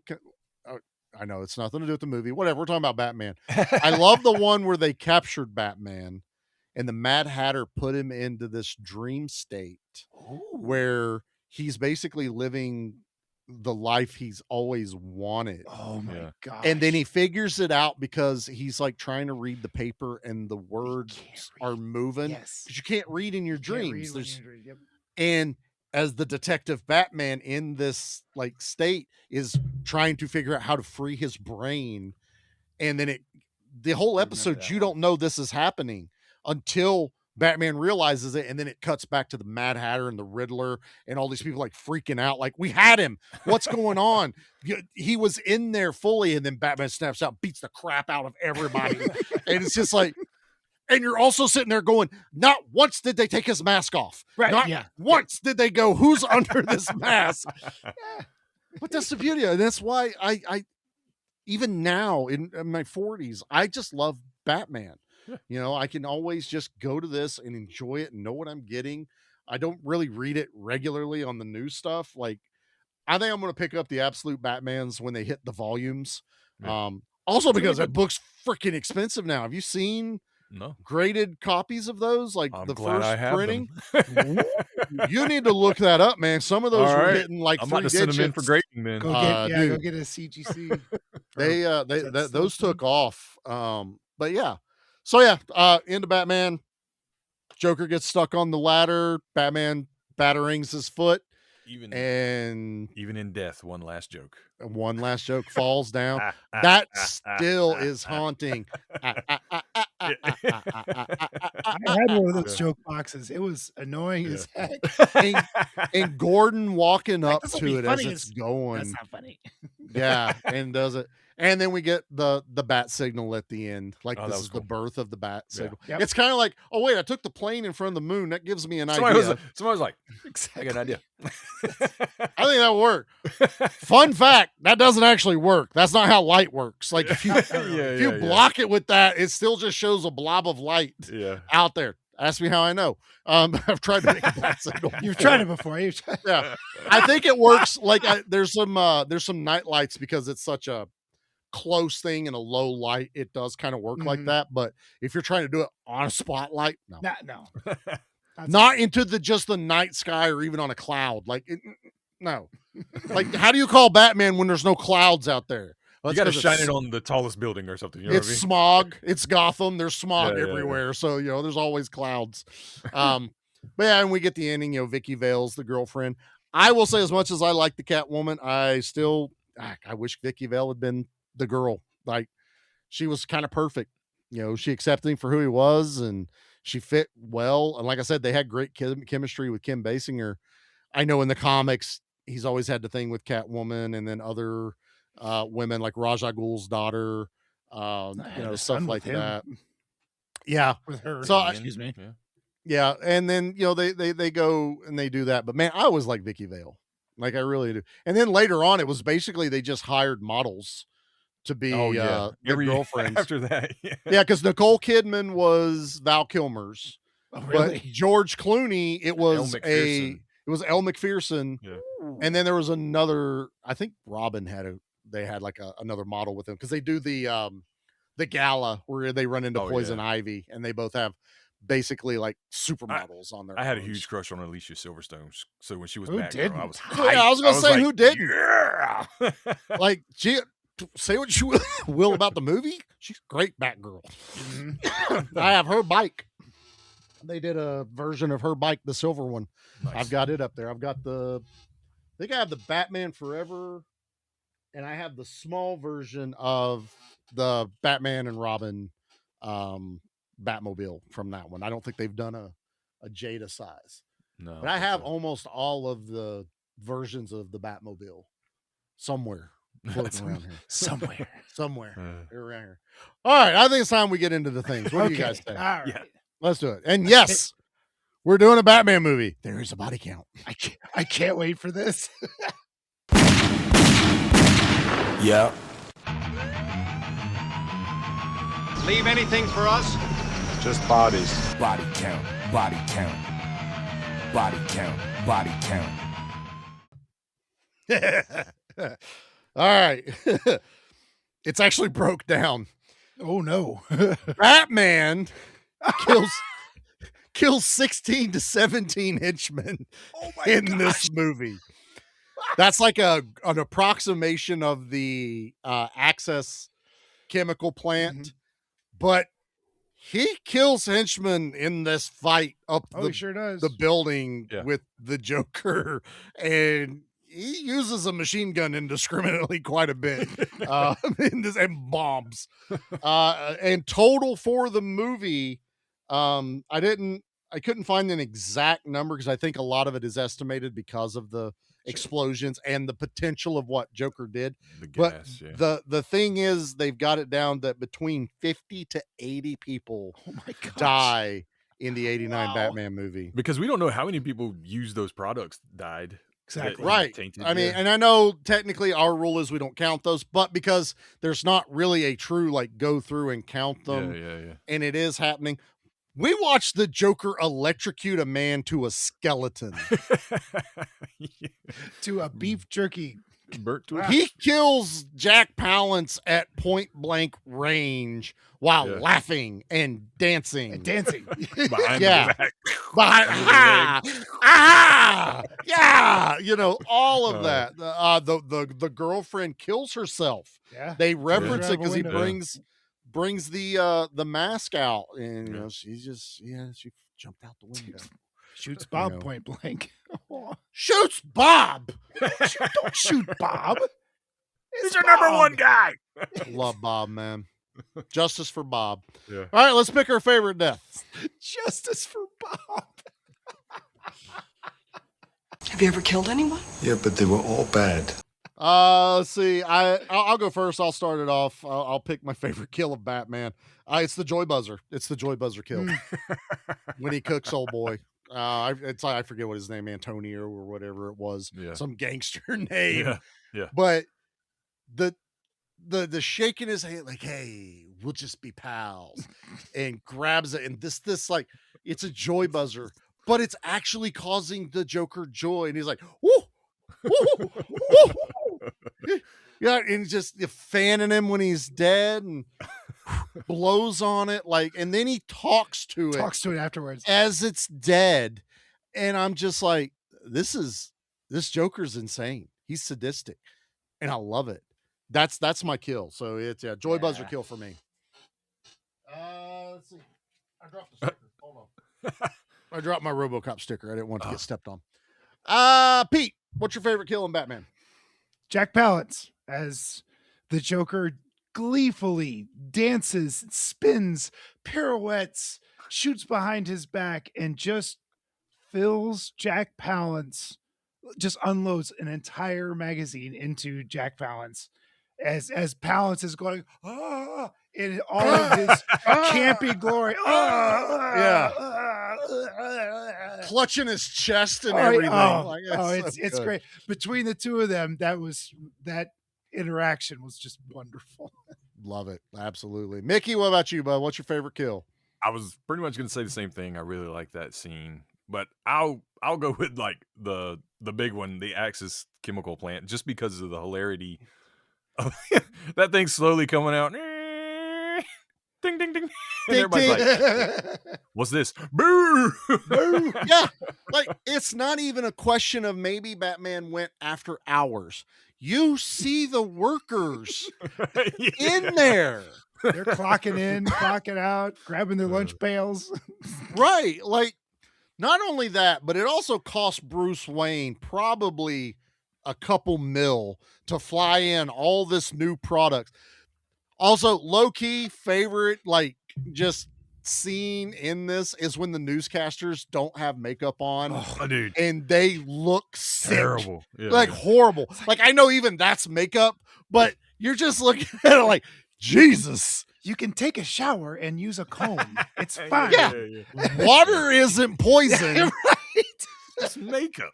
Yeah, just, I don't know, Makeup, but deodorant. I just get it. The look of them, because those scenes, like, this is another thing that always reminded me later on, like with like RoboCop, where it would cut to the commercials. Yeah. Watching this later and being like, oh wow, we do like cut to commercials and news, and they're telling you more of the story of what's going on in Gotham. I like that as a story device. You know, I like that. You know, it's not Commissioner Gordon pounding on his desk. What do you mean all the beauty products in the Gotham are contaminated? No, it's like you're learning it from the people, what's going on. I kind of dig that. I really do. All right, let's rate this bad boy and let's see. Yep.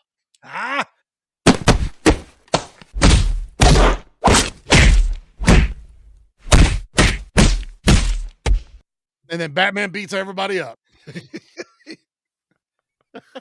He's already dead. Stop it! He's already dead.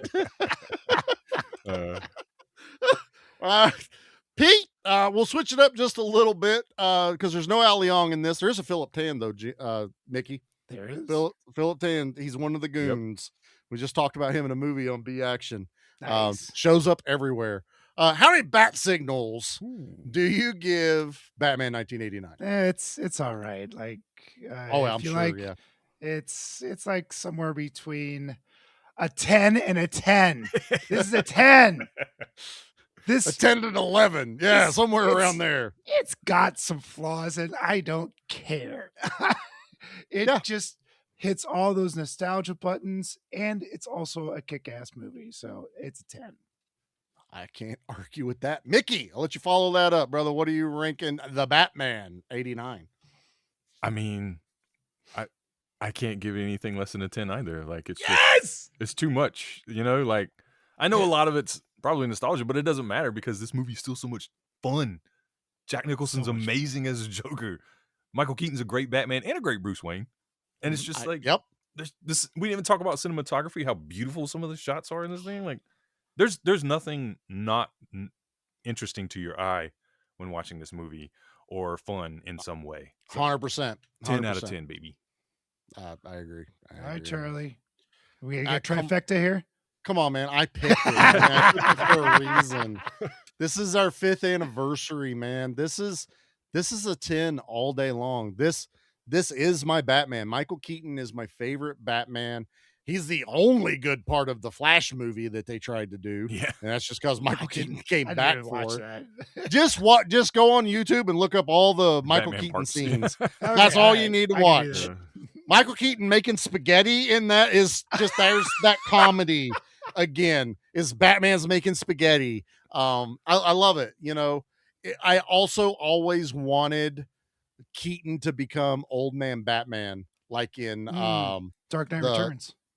well, it's like Dark Knight, but the cartoon that they did was it Batman? Batman Oh, Beyond. Batman 2. Beyond. Batman Beyond. Right. Batman. That It was would've been like the great. Marvel That would've been 2000s. great, yeah.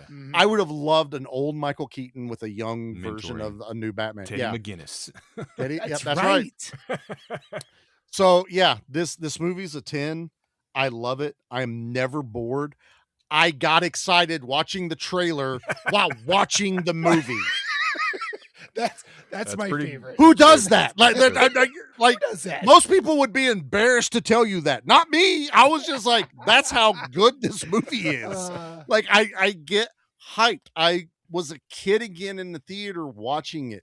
That is the give me back movie. That is give me back my Batman. Give me back those feels I used to get from this. And, will we ever get that again? I don't think so. You'll get moments. There is a moment in the new Batman that made me feel something. Yeah. But it's starting to get fewer and fewer far between. There's never that moment. And as much as I don't mind Batfleck, there's nothing in those where I'm like, whoa, like over the top. Like that was such a Batman thing. That was such a memorable moment. No, it's just him wanting to kick Superman's ass. Like that's, that's really all it ends up being. So yeah, movie's a 10. It's fantastic. I love it. Thank you guys for indulging me on this, for doing this for the Give Me Back. Dude, shoot. A pleasure. Like I said, man, I came up with a Absolute good pleasure. reason. Absolutely. So now we got a little bit of housekeeping we got to do here. Got to let everybody know we are shifting some stuff for the podcast. Don't worry, nobody's going anywhere. We're all still here. But we are going to, I think it's a pretty big change of what we're getting ready to do. We are no longer going to be give me back my action and horror movies. Yeah, going forward, we are rebranding a bit to give me back the podcast, which basically means insert here. In 5 years of doing this, I've realized, one, we've hit a lot of the high points that we've wanted to hit over these years. We've also done some very questionable movies over top of some other I don't movies. know what Not you're just you, talking Pete. about. Not just you. We did all 3 Feast movies, okay? Yeah. We're all we guilty. really did. Oh, We are all guilty. you had to bring that up, huh? Yeah, none of us are escaping this, even myself. A lot of times when we had themes, what fits this theme? I don't know. We've never even heard of this. Let's watch it. Like, I'm not saying we haven't had fun in our stuff. The movie but doesn't even have a ninja in it. Come on. I wasn't going to bring that up, but that was one of the things I thought about. But no, it was, I want, the biggest thing we get from a response from our listeners that I get is they love the episodes that have some type of nostalgia to them or us. Like when they feel the love we have, like this episode, our He-Man episode, our Trick or Treat episode, those that really pull at your memories, that people A, have probably seen the movie and they have some history, or B, they just love hearing our history with it. I want to tap into that more and more directly. So going forward, we're only going to be doing one Give Me Back episode a month. It's going to be me and Pete always, possibly with guests. Mickey always has a seat here, but we're all got lives and busy stuff going on. So we may have some people, it may just be me and Pete. B Action is still where it is. Mickey and I are still rocking that with Dustin. 2 episodes a month. We're actually doing 4 this month because it's Mickey March Madness. So we're not lacking on the content. And Pete, why don't you tell the people what's filling the spot for the absent horror end of what we're doing? Well, Anna and I decided that we can't let the horror community down. So she and I are going to stay. Well, we can't call it up all night. Hey, Anna, hold on. Let me remember what the fucking call this. Goddamn shit. Isn't it? What was it? After Hours. That's right. I keep wanting to say up all night, and Up it's all night. We still have USA, up all night on some of our message boards, so I'm getting this. After Hours Cinema. After Hours Cinema. Yeah. Yep. So yeah, Anna and I, we got together. We were chatting, and with the shift in direction with the Give Me Back, we're like, we can't let horror go away. We got to keep this up. So. And I'm not doing horror. No, we'll do horror movies. We'll still do that. We'll do that. But yeah.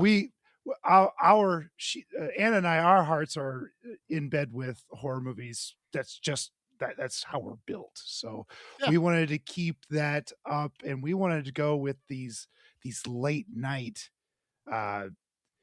these late night horror movies. weird stuff. Like we don't know what we're gonna be stuff watching. That makes me roll my eyes when they bring it up. So I'm like, you know what? You guys go nuts. So this is coming up in March is gonna be After Hours Cinema Review with Anna and Pete, or crap for short. I noticed you used that acronym the other day, and I was like, I like it. And I probably should have explained it a little bit better. We're doing one a month, but we are actually opening ourselves up for other genres as well. There's some comedy movies I grew up with that I want to talk about. There may be some cartoons. Horror movies are not off the table for Give Me Back. We're just not going to be doing the alternating thing constantly. You know, Pete and I have always talked like we'll throw out a movie and we're like, is that really an action movie? You know, we'll talk like Pete's always talked about like Godzilla. Godzilla's not really a horror movie. It's not really an action movie. Really. Guess what? There's no reason for us to not do Godzilla movies. I really hope we do finally do some Godzilla. I'm not going to pick it. look at this guy. Just refuses to pick. You sure about that? He actually has nostalgia for and has on his shelf behind him. Oh yeah, it's all over there. I'm surrounded by Batman. I picked Batman. But you know, I don't have times for this, but eventually we're gonna do Airheads. I've always wanted to do that movie. Wayne's World. Like these are movies I'd grow up with. A Pink Panther movie. Let me tell you. A Pink Panther. Let me tell you about nostalgia for this guy. I love those movies. I just think in 5 years, I want to venture out into other genres.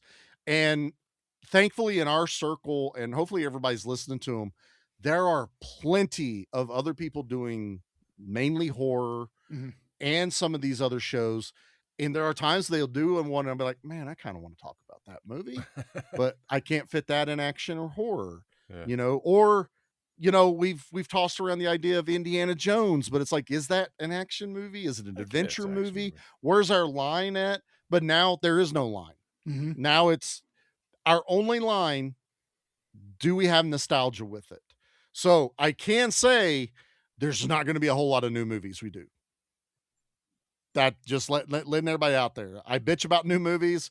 The joke that Charlie doesn't watch new movies isn't really a joke. It's not really a joke. I just watched Shape of Water the other night.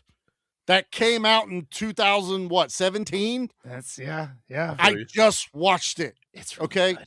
I loved it. Yeah. Honestly, it's maybe a movie we cover.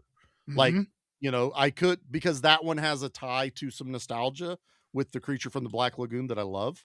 But I want to do what the show is. We have a call to action that is Give Me Back. So the show is going to hammer on the Gimme Back.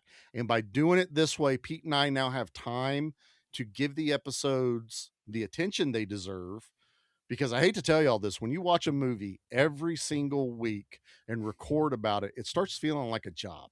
Yeah. It really does. Yeah. And it's a job we don't get paid for. You know, we're doing it for the love. We're doing it for the listeners. So I want to fall in love with movies again. And this is my way of doing that. You're still going to get an episode every week, every Tuesday, a new episode drops. Nothing changes. You're going to get extra. Month of Action still happens in July. Month of Horror still happens in October. Like, we're really not changing it. I'm just adapting the show to better suit us. So hopefully everybody appreciates that. I know it sounds a little long-winded. This is a little bit longer episode. It's Batman. Get over it. It's fine. Batman. But I just wanted everybody to know where we're at. So same logo. It'll just say, "Give me back the podcast." And we're just opening ourselves up to be able to do more. Mickey and I and Dustin have a lot of things in the works behind the scenes over on B Action.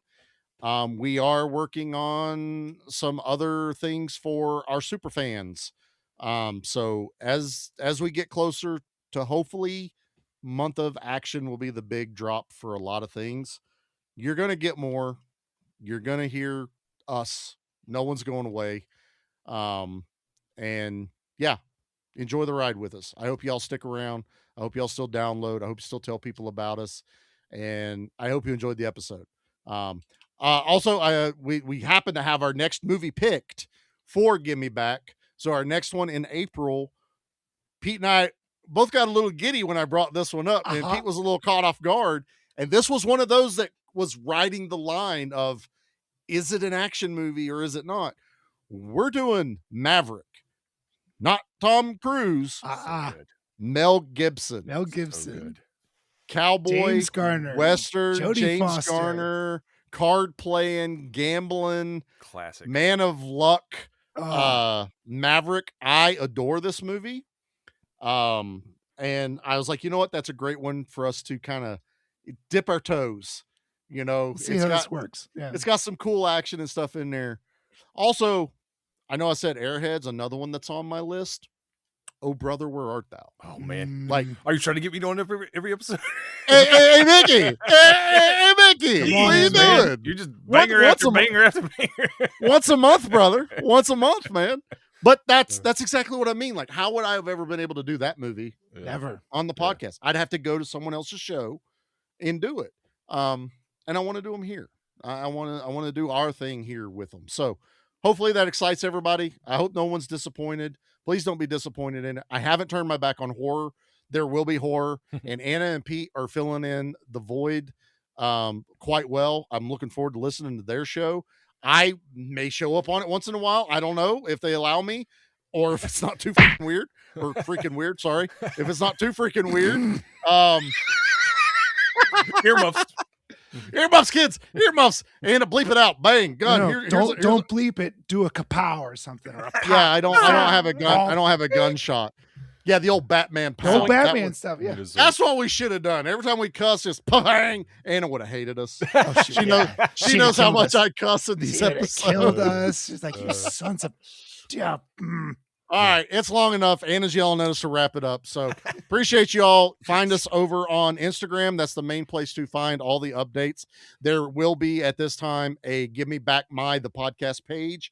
I still am leaving up the Give Me Back My Action Movies Instagram and Facebook because I had those before the podcast. So I'm not turning my back on that. I am still full-blooded an action fan. You can still catch me on the Action Elite every Wednesday on their YouTube channel, where we do the War Room. Once a month on J-Man's channel, where we do Circle of Iron. We just did the Salute of the Jugger with Rutger Hauer the other night. Whew, that was a conversation. Awesome movie too.